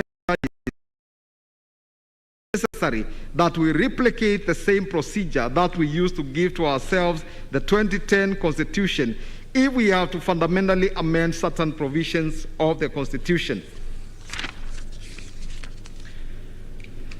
Regarding the provisions that have been referred to as unamendable, immutable, unchangeable, unalterable, irrevocable, or eternity clauses, as they have been called, Yaniv Rosnai, who has been quoted before, says this: they serve as a mechanism for limiting the amendment power, but they do not and cannot limit the primary constituent power. He further argues that unamendable provisions are subject to changes introduced by extra constitutional forces, read primary constituent power assembly of the people, or through judicial interpretation. From the foregoing, I would agree with the learned judges that the basic structure doctrine is applicable in Kenya, and that certain fundamental aspects of the Constitution of 2010 cannot be amended except through the sovereign primary constitution. However, I do not think that the alteration of the basic structure must be undertaken through the repeal of the Constitution and promulgation of another, as argued by some of the proponents of the doctrine of basic structure. Any provision that may be found to be part of the basic structure of our Constitution may be amended by the people by exercise of their primary constituent power after civic education, public participation, constituent assembly debate, and a referendum. Chapter 16 only applies to pure amendments of the Constitution that do not alter any feature that forms the basic structure. The Constitution of Kenya Amendment Bill 2020, as structured, violates certain components of our Constitution's basic structure. On issue number 2, who are the initiators and promoters of the Constitution of Kenya Amendment Bill? I will not take much time. I just want to keep and say that the President, in the submissions made before this court, confirmed that he established both the BBI Task Force and the BBI Steering Committee pursuant to the functions and obligations conferred upon him by Articles 131 and 132 of the Constitution. From the foregoing, there can be no dispute that the President was the initiator of the BBI initiative, having established and gazetted under his hand the BBI Task Force and the BBI Steering Committee. I am in agreement with the High Court's finding that the amendment bill was an initiative of the President.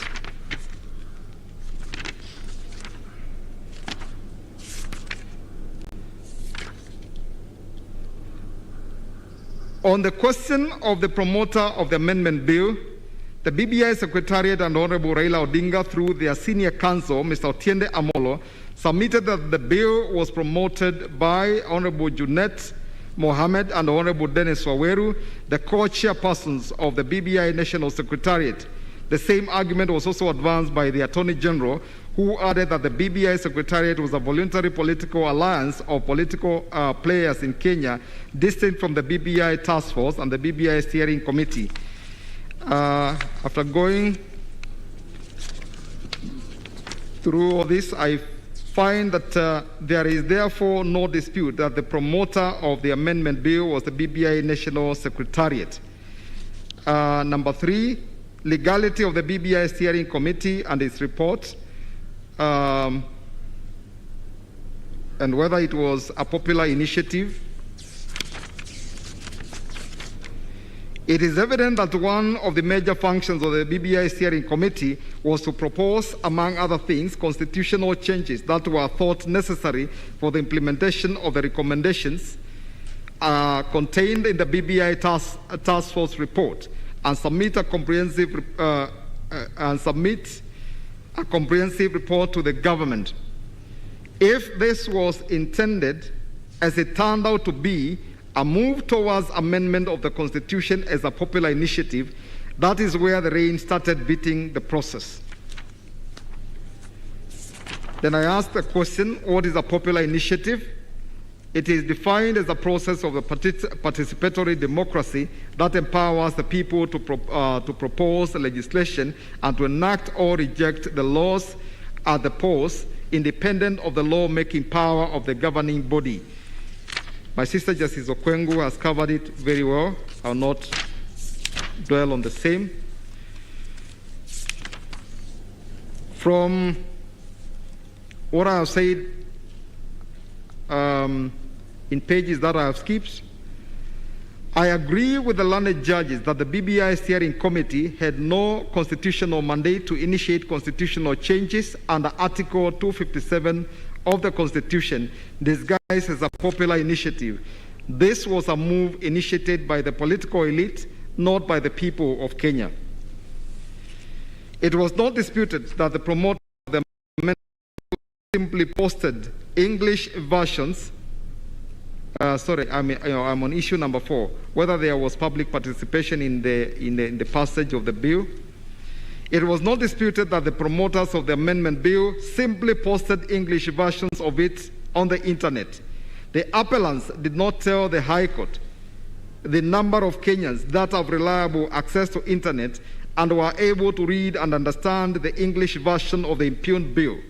Article 7.1 of the Constitution says that the national language of the Republic is Kiswahili, while Article 7.2 provides that the official languages of the Republic are Kiswahili and English. Considering that the national language is Kiswahili and all major political gatherings are addressed in Kiswahili, it was dishonest on the part of the promoters to purport to have reached out to the masses by simply posting on the internet the amendment bill in English language. The 76th respondent submitted that according to the 2019 Kenya population and housing census, only 22.6% of Kenyans aged 3 and above use internet, while only 10.4% use a computer. And turning to Article 10, participation of the people must be done in a transparent manner. Transparency is one of the major values and principles of governance that bind all state organs, state officers, public officers, and persons whenever any of them makes or implements public policy decisions. More than 1 million registered voters signed in support of the amendment bill. It was not demonstrated that the exercise was conducted transparently. Transparency in this case required that before collection of the signatures is done, proper civic education is conducted where, among others, each of the 74 proposed amendments would be well explained to the people so that they understand and appreciate the ramifications of each of them. Some of the proposed amendments are rather superfluous, and strictly speaking, they ought not to have been proposed as constitutional amendments by the promoters.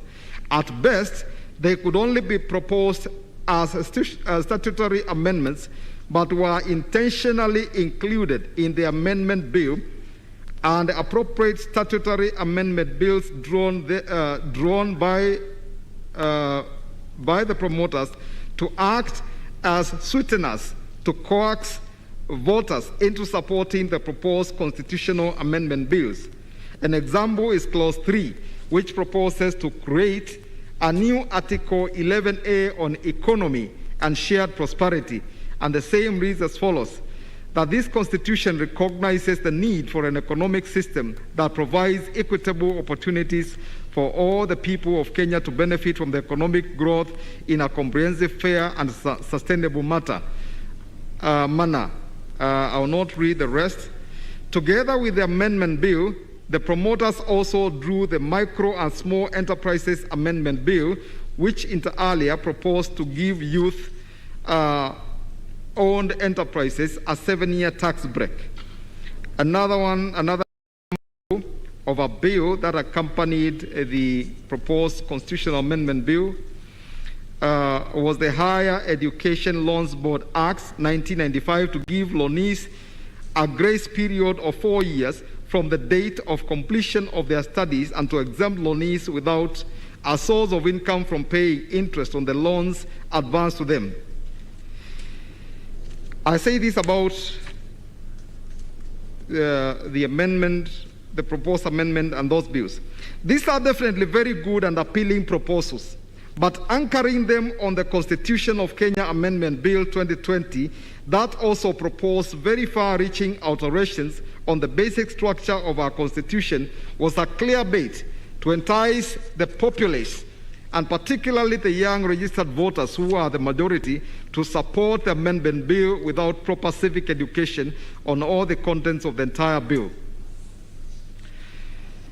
Another issue was raised by the Third Way Alliance, the 19th respondent, who questioned the speed at which some county assemblies passed the amendment bill without any public participation. The County Assembly of Tana River is a classic example.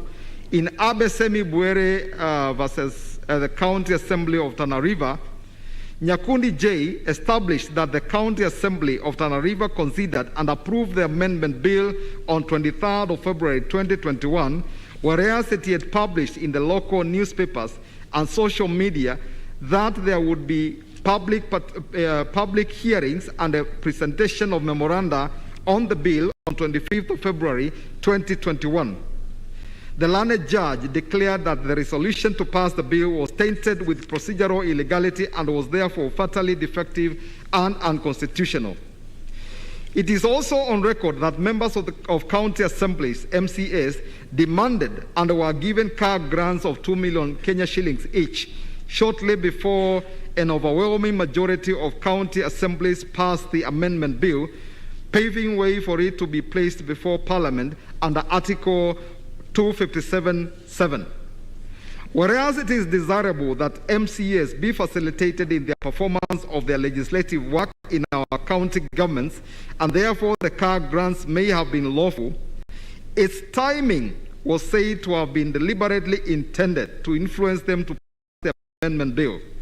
The Salaries and the Remuneration Commission had previously raised various objections to the car grants, but the Commission suddenly changed its position and gave them a green light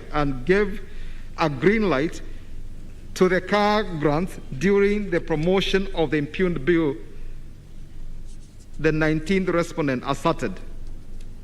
It was also demonstrated that some senior public servants were deployed to go to their counties to promote and campaign for the support of the amendment bill. In Robert Gakuru and another, this court held that public participation must be real and not illusory, should not be treated as a mere formality because it is a constitutional requirement and must be attained quantitatively and qualitatively. I may add that public participation must be done transparently and in demonstrable utmost good faith without any coercion. All these acts and omissions I have highlighted above amounted to violation of certain aspects of Article 10, in particular participation of the people, inclusiveness, integrity, transparency, and accountability. Amendment of a country's constitution ought to be a very sacrosanct public undertaking, and its processes must be undertaken very transparently and in strict compliance with the country's laws. Deliberate compromise of the process will invalidate even a well-intentioned proposal. As George Washington put it, and I quote, "If, in the opinion of the people, the distribution or modification of the constitutional powers be in any particular wrong, let it be corrected by an amendment in the way in which the Constitution designates. But let there be no change by usurpation. For though this, in one instance, may be the instrument of good, it is the customary weapon by which free governments are destroyed." End of quote.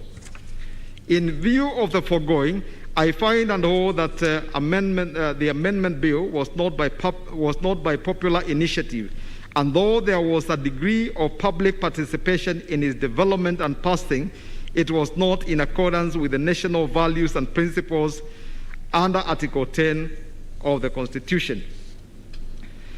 On whether the President can initiate the process of amendment of the Constitution as a popular initiative, I will simply say that I hold and find that under our constitutional architecture, the President cannot initiate the process of amendment of the Constitution as a popular initiative. The President's intentions in initiating the process were noble, but the process of its execution was not in line with the Constitution. Whether the IEBC had requisite quorum to carry out its business in relation to the amendment bill, I agree with what has been said by my other colleagues.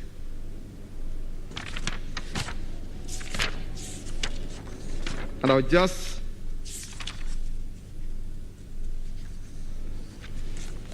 read a few parts of my judgment.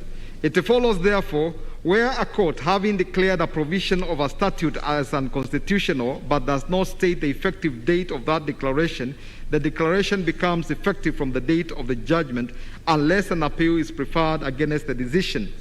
Then I look at the case of Isaiah Abiwot Kangoni versus Independent Electoral Boundaries Commission, pronouncements by the Supreme Court on some matters. Then I look at Mwita's decision in Katiba Institute versus Attorney General.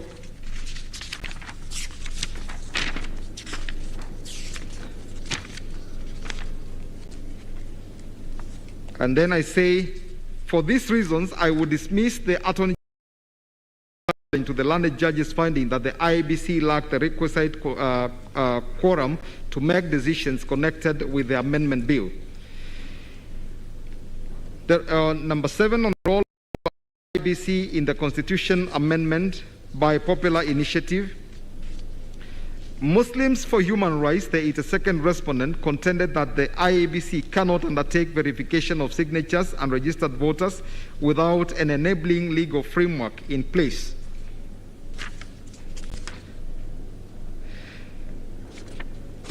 According to an affidavit filed by the IEBC in the High Court in response to the petition, the IEBC maintains a register of voters that contains biometric data and other particulars of every registered voter. Section 2 of the Elections Act defines the term biometric to mean unique identifiers or attributes including fingerprints, hand geometry, earlobe geometry, retina and iris patterns, voice waves, DNA, and signatures. The IEBC submitted that a signature is just one of the unique identifiers it can use to verify whether a supporter of the popular initiative is a registered voter, that it also considers the unique identifiers of each registered voter. IEBC has a record of all Form A for each registered voter that contains the signature or thumbprint of a voter, their constituency, county, ward, registration center, surname, other names, identity card number or Kenyan passport number, the date of birth, sex, residential address, contact, telephone, postal address, email, and particulars of any disability a registered voter may have. When the promoters went out to collect signatures of supporters of the initiative, the form of the collection of signatures that they had been given by the IEBC required the supporters of the initiative to also indicate their name, identity card number or passport number, constituency card, county, ward, polling station, mobile number, and so on. These are certainly some of the unique identifiers of a registered voter. These are certainly some of the unique identifiers of a registered voter. A signature or thumbprint is one of them, but is not the only one. People's signature can change with time for various reasons, be it age, injury, or disability of their hands, and so on. And it is therefore unrealistic to rely on signatures only to identify registered voters. By use of modern technology, I believe it is not difficult to compare the information contained in Form A of a registered voter with the information captured in the form for collection of signatures of supporters of a popular initiative and determine whether the person is a registered voter. In view of the foregoing, I do not entirely agree with the learned judge's finding that the IEBC's role under Article 257(4) involves both the ascertainment of numbers of registered voters in support of a popular initiative for amending the Constitution, as well as the verification of the authenticity of those signatures. It follows, therefore, that there is no constitutional or statutory requirement for a legal framework for verification of signatures under Article 257(4) of the Constitution. What is required is a legal or regulatory framework for verification of registered voters. I, however, agree with the learned judges that the administrative procedures that were developed by the IEBC are invalid because they were developed without public participation by a commission that did not have quorum. Next issue is whether the IEBC was under obligation to conduct a nationwide voter registration exercise before anticipated referendums.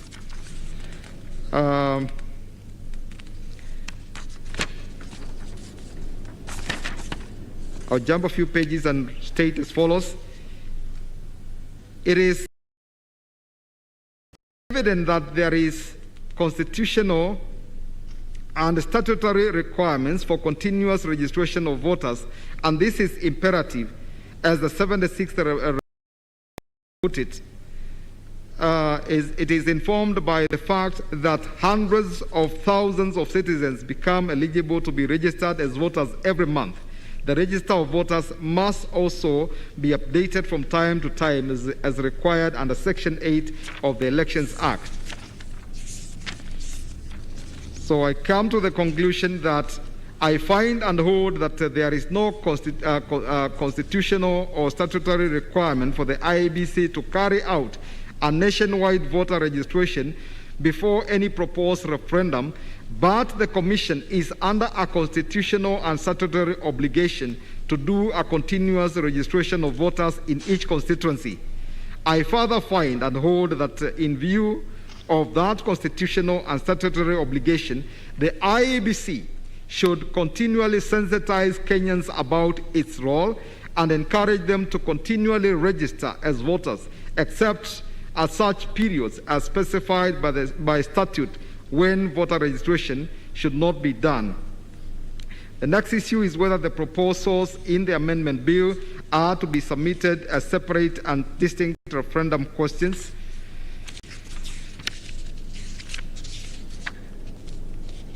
A plain reading of Article 257 requires that the proposed amendments be reduced into a bill, which is then submitted to the people in a referendum. What is to be submitted to the people is not a question or questions, it is a bill. However, the IEBC may require the people to approve or disapprove the bill by answering a question or questions, either in the affirmative or in the negative.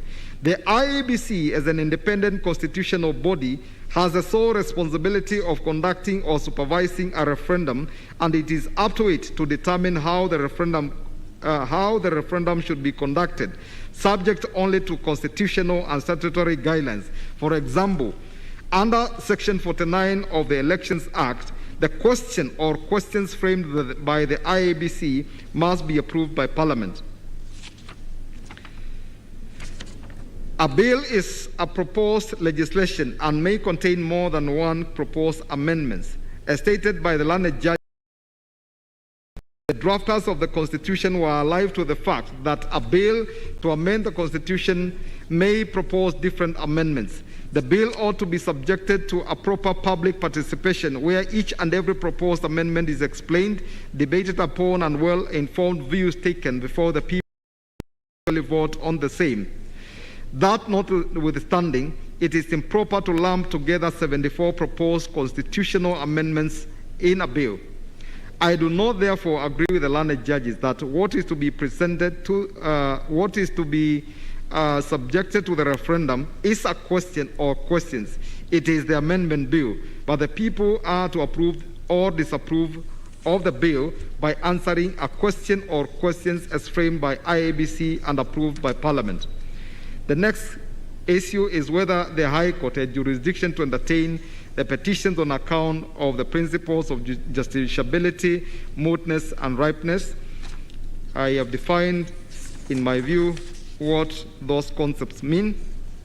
Then I've looked at the jurisdiction of the High Court under Article 165, that the High Court has original jurisdiction to determine the question whether a right or fundamental freedom in the Bill of Rights has been denied, violated, infringed, or threatened.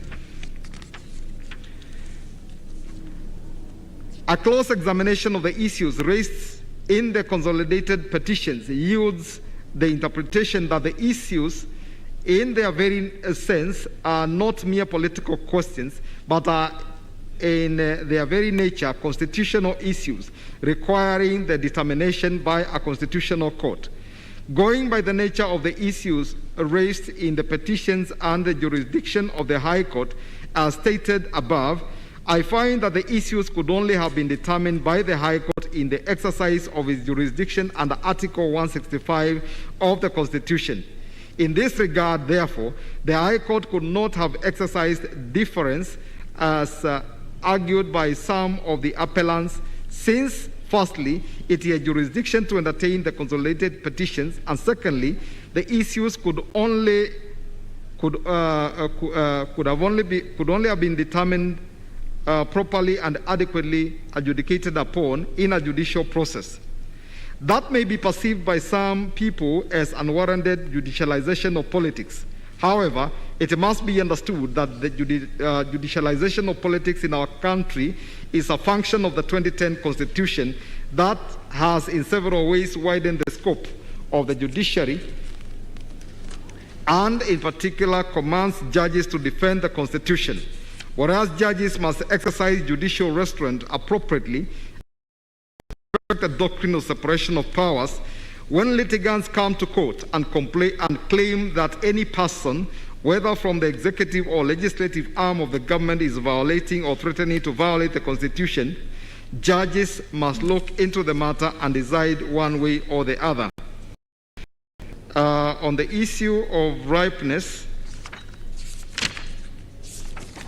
I have concluded that I find and hold that the petitions were neither moot nor non-justiciable. The petitioners demonstrated that there had been some violation of constitutional values and principles in the way the amendment bill had been developed, had been mooted and processed, and the Constitution was about to be dismembered unless the court intervened. To that extent, the petitions did not offend the principles of ripeness. Whereas the process of amending the Constitution was still ongoing, there was every indication that a majority of county assemblies as well as Parliament were poised to approve the impugned bill, which they eventually did, and thus paved way for a constitutionally flawed referendum. Our transformative Constitution cannot countenance that. Had the learned judges declined to assume jurisdiction on account of the principles of justiciability, mootness, and ripeness, they would have violated their respective oaths of office, which they individually subscribed to.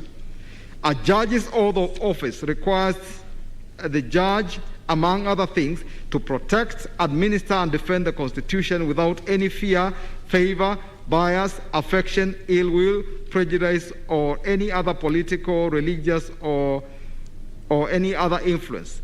The learned judges were true to their oath of office. I so find. The next issue is whether it was constitutional for the promoters of the amendment bill to create the 70 constituencies. I dealt with that earlier, and I just conclude to say that in view of the foregoing, I agree with the learned judges that the second schedule to the amendment bill, insofar as it proposed to predetermine the allocation of 70 constituencies, is unconstitutional. Next issue is whether there was necessity for legislation or legal framework on conduct of referenda.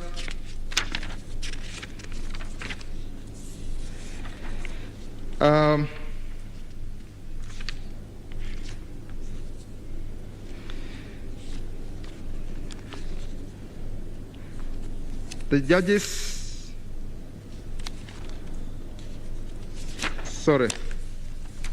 the learned judges held that the Elections Act does not meet the intention of the drafters of the Constitution in recommending that Parliament enacts a referendum act to govern the conduct of a referendum. That notwithstanding, the judges held the referendum may still be undertaken as long as the constitutional expectations, values, principles, and objects are met. I entirely agree. In my view, it is not the absence of an appropriate legal framework that posed the greatest challenge to the amendment bill and the proposed referendum. The political elitism, opaqueness, and lack of transparency that characterized the entire process of the proposed amendment of the Constitution were the greatest impediments. The Constitution, the Elections Act, and the Independent Electoral and Boundaries Commission Act contain broad provisions that can be used to conduct a referendum as long as commitment to adhere to the stipulated principles, values, and statutory dictates is observed. The next issue is whether the civil proceedings can be instituted against a sitting president. This was well covered by my brother, Justice Gatembu. And I'll just say, quote, in a decision, Kenya Human Rights Commission and another versus Attorney General, where I sat with Justice Gatembu and Justice Murgo, the court held, and I quote, in effect, a plain and ordinary interpretation of Article 143(2) would infer that the President's immunity is limited to proceedings instituted during his or her term in office, and 2, to anything done or not done in exercise of the President's powers under the Constitution. Put differently, the immunity does not extend to acts or omissions that have resulted in civil proceedings commenced prior to assumption of office of the President, or that were not. Sorry, let me take that again. To anything done or not done in the exercise of the President's powers under the Constitution. Put differently, the immunity does not extend to acts or omissions that have resulted in civil proceedings commenced prior to assumption of the office of the President, or that were not in exercise of the President's powers. I'll skip the rest of the quotation. I have not been persuaded to hold otherwise. The President of Kenya does not enjoy absolute immunity against civil proceedings during the tenure of office, and neither is the President above the law. He is subject to the Constitution. However, no civil proceedings can be instituted against the President during the President's tenure of office if the complaint is based on any act or omission of the President in the exercise of the powers conferred upon the President by the Constitution. If the President, in his or her own private capacity, not in the exercise of the President's constitutional powers, were to do anything against a person's private rights, that person would have liberty to file a civil suit against the President in his personal capacity during the tenure of office of the President. But if the President, in exercise of powers conferred by the Constitution, does or fails to do anything that is alleged to be contrary to the Constitution or statute, civil proceedings can only be instituted against the President when his or her term comes to an end. Going back to the issue number 14, was the appellant, the President, Mr. Uhuru, was the appellant, Mr. Uhuru Kenyatta, afforded a fair hearing? To answer this question, I shall consider whether the appellant was served with the petition number 426/2020 and a hearing notice, and therefore are given an opportunity to be heard. Rules of natural justice require that every person must be accorded a reasonable opportunity to be heard before an adverse decision is made against them. If that is not done, any resultant decision that aggrieves the person is a nullity, as was held in Onyango Olo versus Attorney General. Counsel for the appellant submitted that there was no service of the petition upon their client. The petitioner, Isaac Aluchir, filed an affidavit of service dated 16 January 2021, in which he stated that he electronically served the appellant as it was impossible to effect personal service upon him. The email address he used was cs@president.go.ke. The record of appeal shows that on 21st of January 2021, the trial court directed, and I quote, all petitions in the 7 petitions to serve the petitions on all the other parties by close of business on 22nd January 2021. The Deputy Registrar to facilitate the process where necessary. The respondents, interested parties, and amici to file their respondents to the various petitions within 14 days of tomorrow. Then the record, I've looked at what it shows. It kept on showing that respondent who was named in his personal capacity as Mr. Uhuru Kenyatta was unrepresented.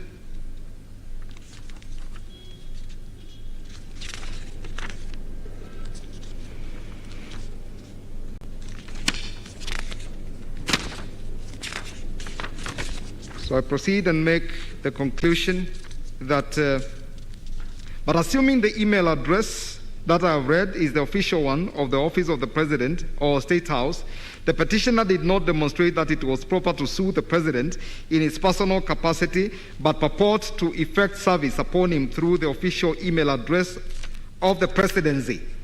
In my view, the petitioner should have sought leave to effect substituted service by way of advertisement in the local newspapers if he could not get the personal email address of the President. Considering the kind of orders that were being sought against the appellant and the effect of grant of the same, the trial court ought to have been satisfied that there had been proper service of court process upon the appellant. I find and hold that there was no proof of service of the petition and the hearing notice upon the appellant. The appellant's constitutional right to a fair hearing as guaranteed under Article 50 of the Constitution was violated in that he was condemned unheard. Consequently, all the orders made against Mr. Uhuru Muigai Kenyatta as named by Mr. Olucher in his personal capacity cannot stand. I would therefore set aside the declaration made by the High Court that Mr. Uhuru Muigai Kenyatta contravened Chapter 6 of the Constitution. Next issue whether were the proceedings against Mr. Uhuru Muigai Kenyatta res judicata.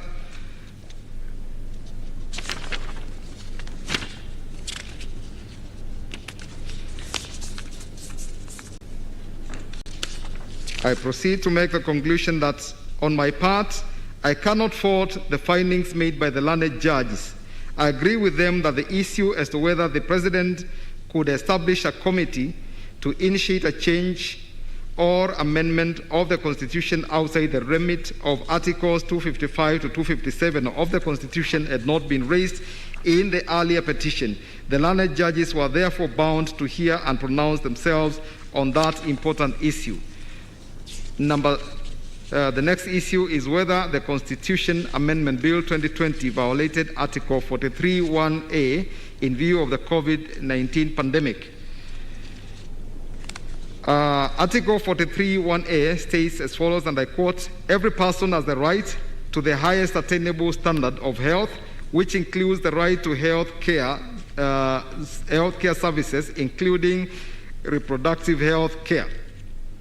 Mr. Omoke argued that the President was in total violation of the Constitution when he authorized or used public funds to initiate and promote the impugned bill amidst the COVID-19 pandemic. His argument was twofold. First, that since the country was and is still engulfed by a pandemic that poses a serious health challenge to all, the state should have prioritized the fight against the spread of COVID-19 virus by allocating sufficient resources rather than engaging in political activities. Secondly, the President and his agents, by organizing or attending what he termed as, I quote, massive super spreader events, including rallies and signature collection to promote the BBI agenda amidst the COVID-19 pandemic crisis, was a violation of Article 43(1)A. It was also in disregard of the COVID-19 directives and regulations issued by the President himself and the Ministry of Health, banning public gatherings, maintenance of social order, and putting on masks, Council added. My conclusion on the matter is that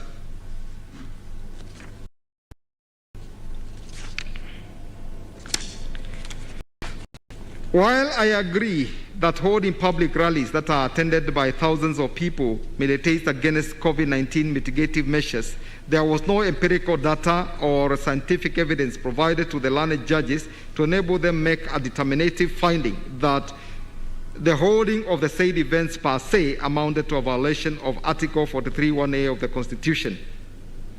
And regarding the amounts spent, my conclusion is that I find that there was no sufficient evidence to enable the learned judges reach a finding that the expenditure amounted to a constitutional violation. I will therefore dismiss that ground of the cross appeal. Next issue is whether both or either of the Houses of Parliament were infirmed from considering the Constitution Amendment Bill in view of the Chief Justice's advisory for the dissolution of Parliament.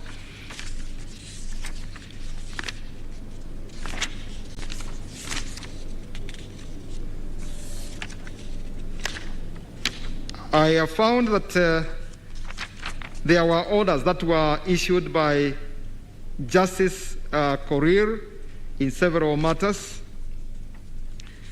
The High Court observed that it was in the public interest not to subject the country to parliamentary elections before exhaustively interrogating the constitutionality of the advisory by the Chief Justice, and that public interest supported the issuance of an order suspending any decision to dissolve Parliament. The amendment bill was tabled before the National Assembly and the Senate on the 4th of March 2021 for the first reading. A vote on the amendment bill was taken in both houses on 6th and the 11th of May 2021, respectively. As at the date of tabling and voting on the amendment bill, the orders issued by the High Court suspending the implementation of the advisory by the Chief Justice were still in force, and there was no indication that the orders had been vacated. Accordingly, none of the Houses of Parliament was informed from considering any of the from considering and/or debating the amendment bill, owing to the advisory opinion by the Chief Justice. The next issue is whether the High Court erred in finding that the task force did not create a legitimate expectation on the submission by KNUN that it would be incorporated in the Constitutional Amendment Bill. I've looked at that, and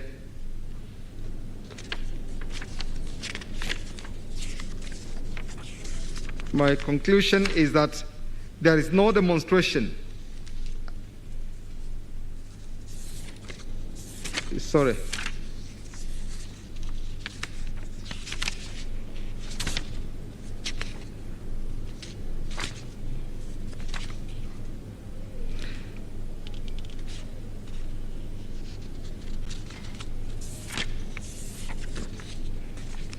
In this regard, the fact that the proposals by KNUN were not incorporated in the amendment bill cannot be a basis of invalidating the amendment bill. It was not demonstrated that it was only the proposals by KNUN that were not incorporated in the amendment bill. For these reasons, I would dismiss the appeal by KNUN. Number 20, whether the petitioners had made out a case for disclosure and publication of the steering committee's financial information.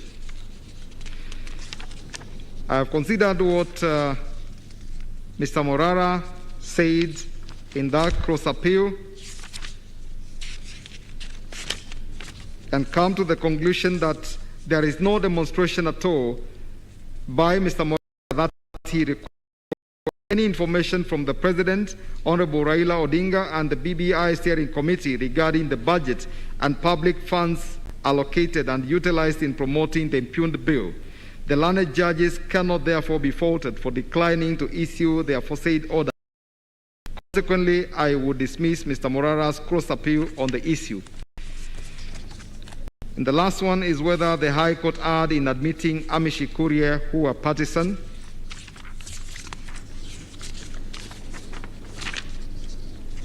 My conclusion is that, in my view, there is no evidence that the Amishi who were admitted to the High Court proceedings were biased. Their respective briefs were of great assistance to the learned judges in determining the issues I have alluded to. Although the Amishi were not parties to the High Court matters, having been admitted in the proceedings in that limited capacity, in the appeals, the first appellant named them as respondents, and therefore they had to file submissions in reply. I must add that I found the submissions quite useful in this appeal. Disposition. Having determined all the issues that we considered germane in these consolidated appeals, public participation and collection of views, constituent assembly debate, and ultimately a referendum. Okwengu, Katembu, and Sichale JJA dissenting. 4. Civil court proceedings can be instituted against the president or a person performing in the functions of the office of the president during their tenure of office in respect of anything done or not done contrary to the Constitution. Tuyot J.A. dissenting. 5.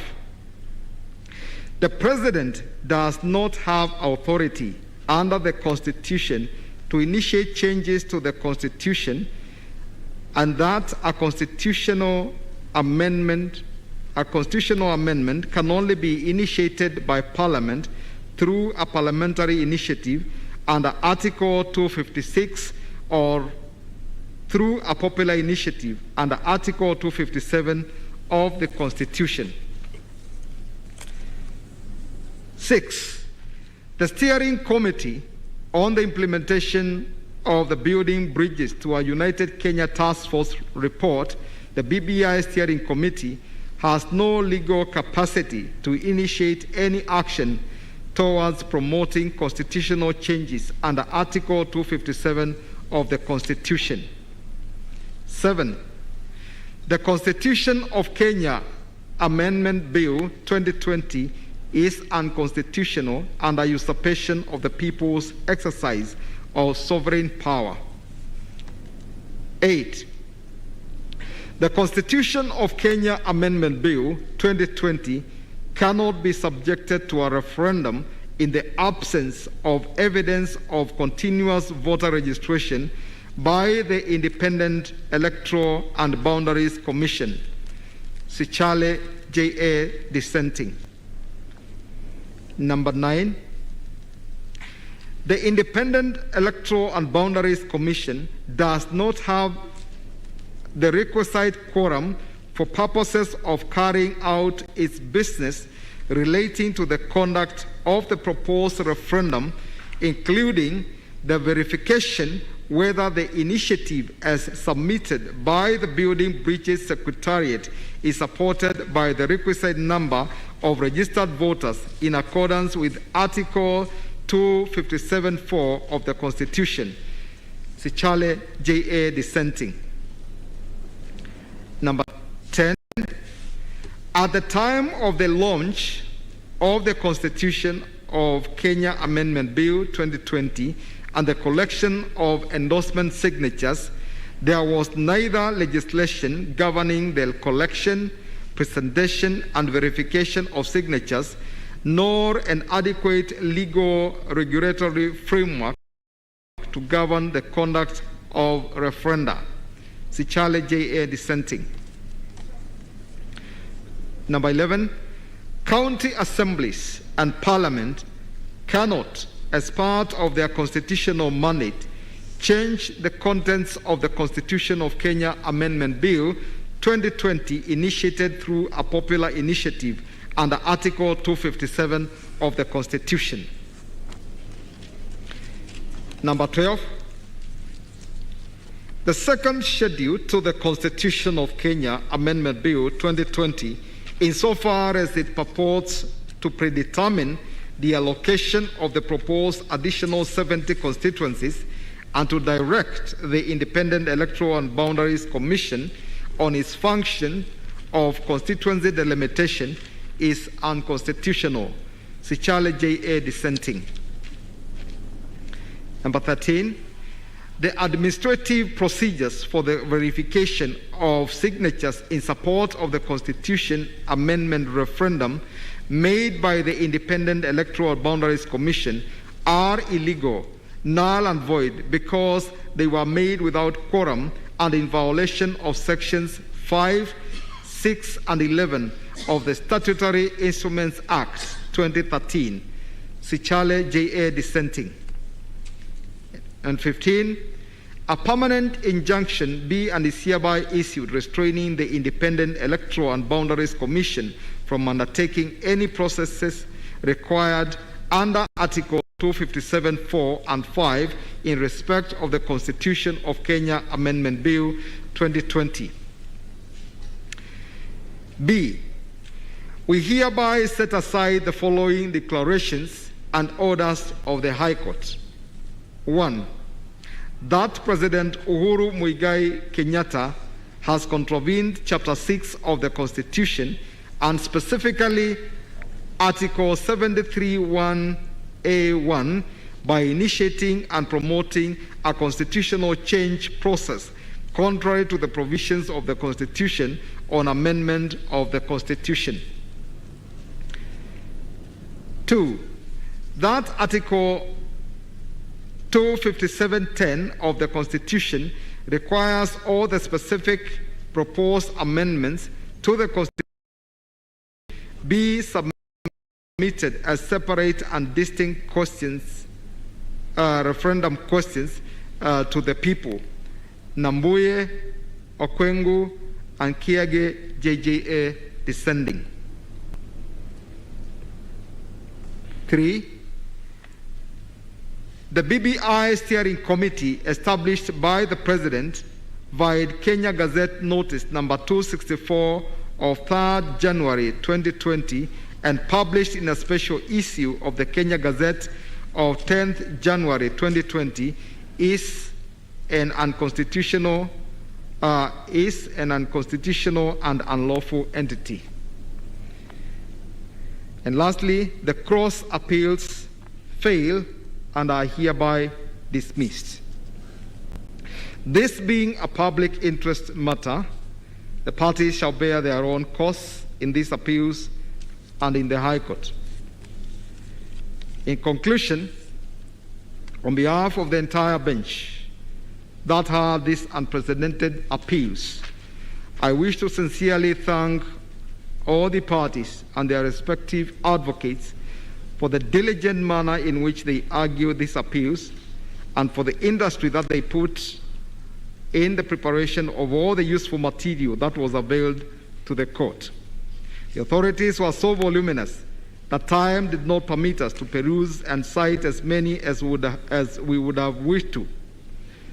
I found the submissions by all the parties quite concise and well researched, and that is our task of preparing this judgment. I also wish to thank our legal researchers and secretarial staff for their immense help in the preparation of this judgment. And with that, we come to the end.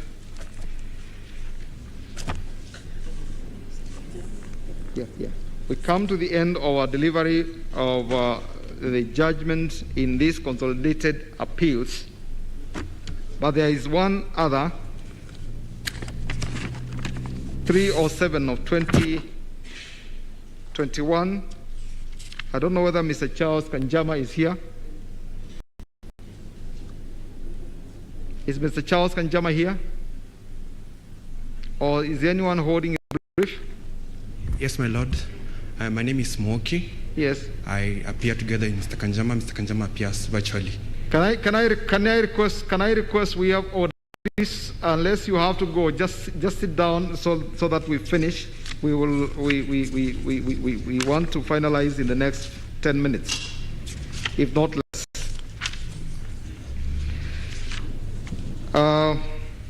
This is the judgment of the court, and it's a short one. The genesis of this appeal is that by an application dated 16th of March 2021, Mr. Charles Kanjama, hereinafter referred to as the appellant, sought to be joined as an interested party in Nairobi High Court petition number E282 of 2020 as consolidated with 7 other constitutional petitions which sought to challenge various aspects of the Constitution of Kenya Amendment Bill 2020. The learned judges declined to admit the appellant to the proceedings. They stated that they would give their reasons for so declining in their judgment. On 13th of May 2021, the High Court delivered a lengthy judgment in respect of the consolidated petitions but failed or inadvertently omitted to render the reasons for declining the appellant's application for joinder. On 26th of May 2021, the appellant filed a notice of appeal and subsequently a memorandum of appeal challenging the substantive findings of the High Court. The Independent Electoral and Boundaries Commission, the appellant in civil appeal number E291 of 2021, and the Attorney General, the appellant in civil appeal number E293 of 2021, filed applications seeking to strike out the appellant's notice of appeal dated 26 May 2021, as well as the appellant's memorandum of appeal dated 8th of June 2021. Their main argument was that the appellant, having not been joined as an interested party in the consolidated petitions and having not appealed against the ruling of the High Court, could not raise in his memorandum of appeal issues that he had intended to argue before the High Court. This court, Okwengu, Kiage, and Tuyot JJA, on 28th of June 2021, issued the following orders in respect of the 2 applications. 1, I will not read all those orders. The appellant subsequently filed a memorandum of appeal dated 30th of June 2021, which contains 7 grounds.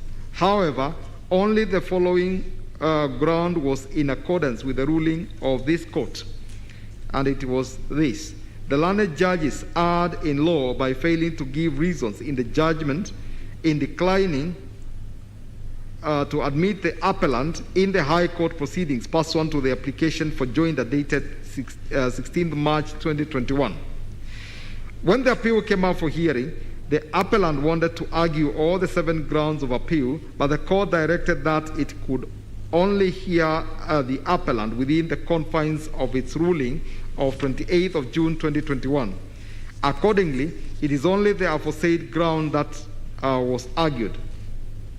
On that ground, the appellant argued that the learned judges erred in law by failing to give reasons in the judgment for declining to admit him in the High Court proceedings.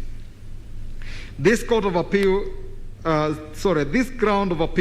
unassailable. The record of appeal shows that shortly after a hearing the appellant's application, the learned judges stated, and I quote, "After due consideration of the rival arguments by the parties, the application by Kanjama to be enjoined as an interested party to the consolidated petitions is hereby declined. The court will give its reasons in its full judgment." End of quote. It is a requirement that under the civil procedure rules, judgment or ruling should contain a concise statement of the case, the points for determination, the decision, and the reasons for such a decision. The object of this requirement has been explained in several authorities.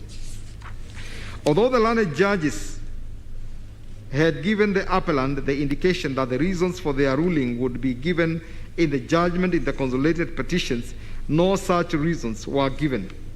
Accordingly, we find that the learned judges erred in failing to give reasons for declining to admit the appellant in the High Court proceedings pursuant to his application for joinder dated 16th of March 2021. This is a case where an order remitting the matter to the High Court for the giving of reasons would have been apposite. Given the specific circumstances of this case, however, where the proceedings before the court are spent and the consequential appeals have all been heard and determined, we would be acting in futility. At any rate, no prayer to that effect was made. We say no more. We make no orders as the cause. That is the judgment of the court signed by all 7 judges here.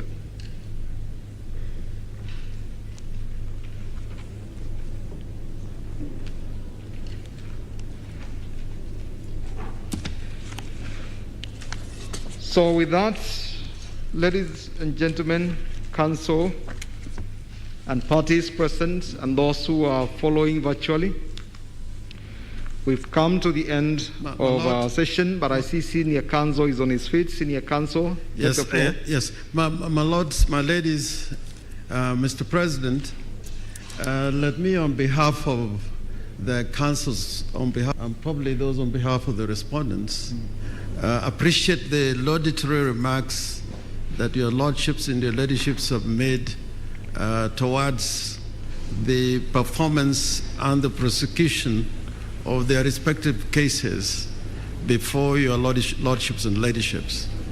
But I, for one, in return, the patience of the court and the decorum we have experienced in this rather long and complicated appeal, if I may put it that way.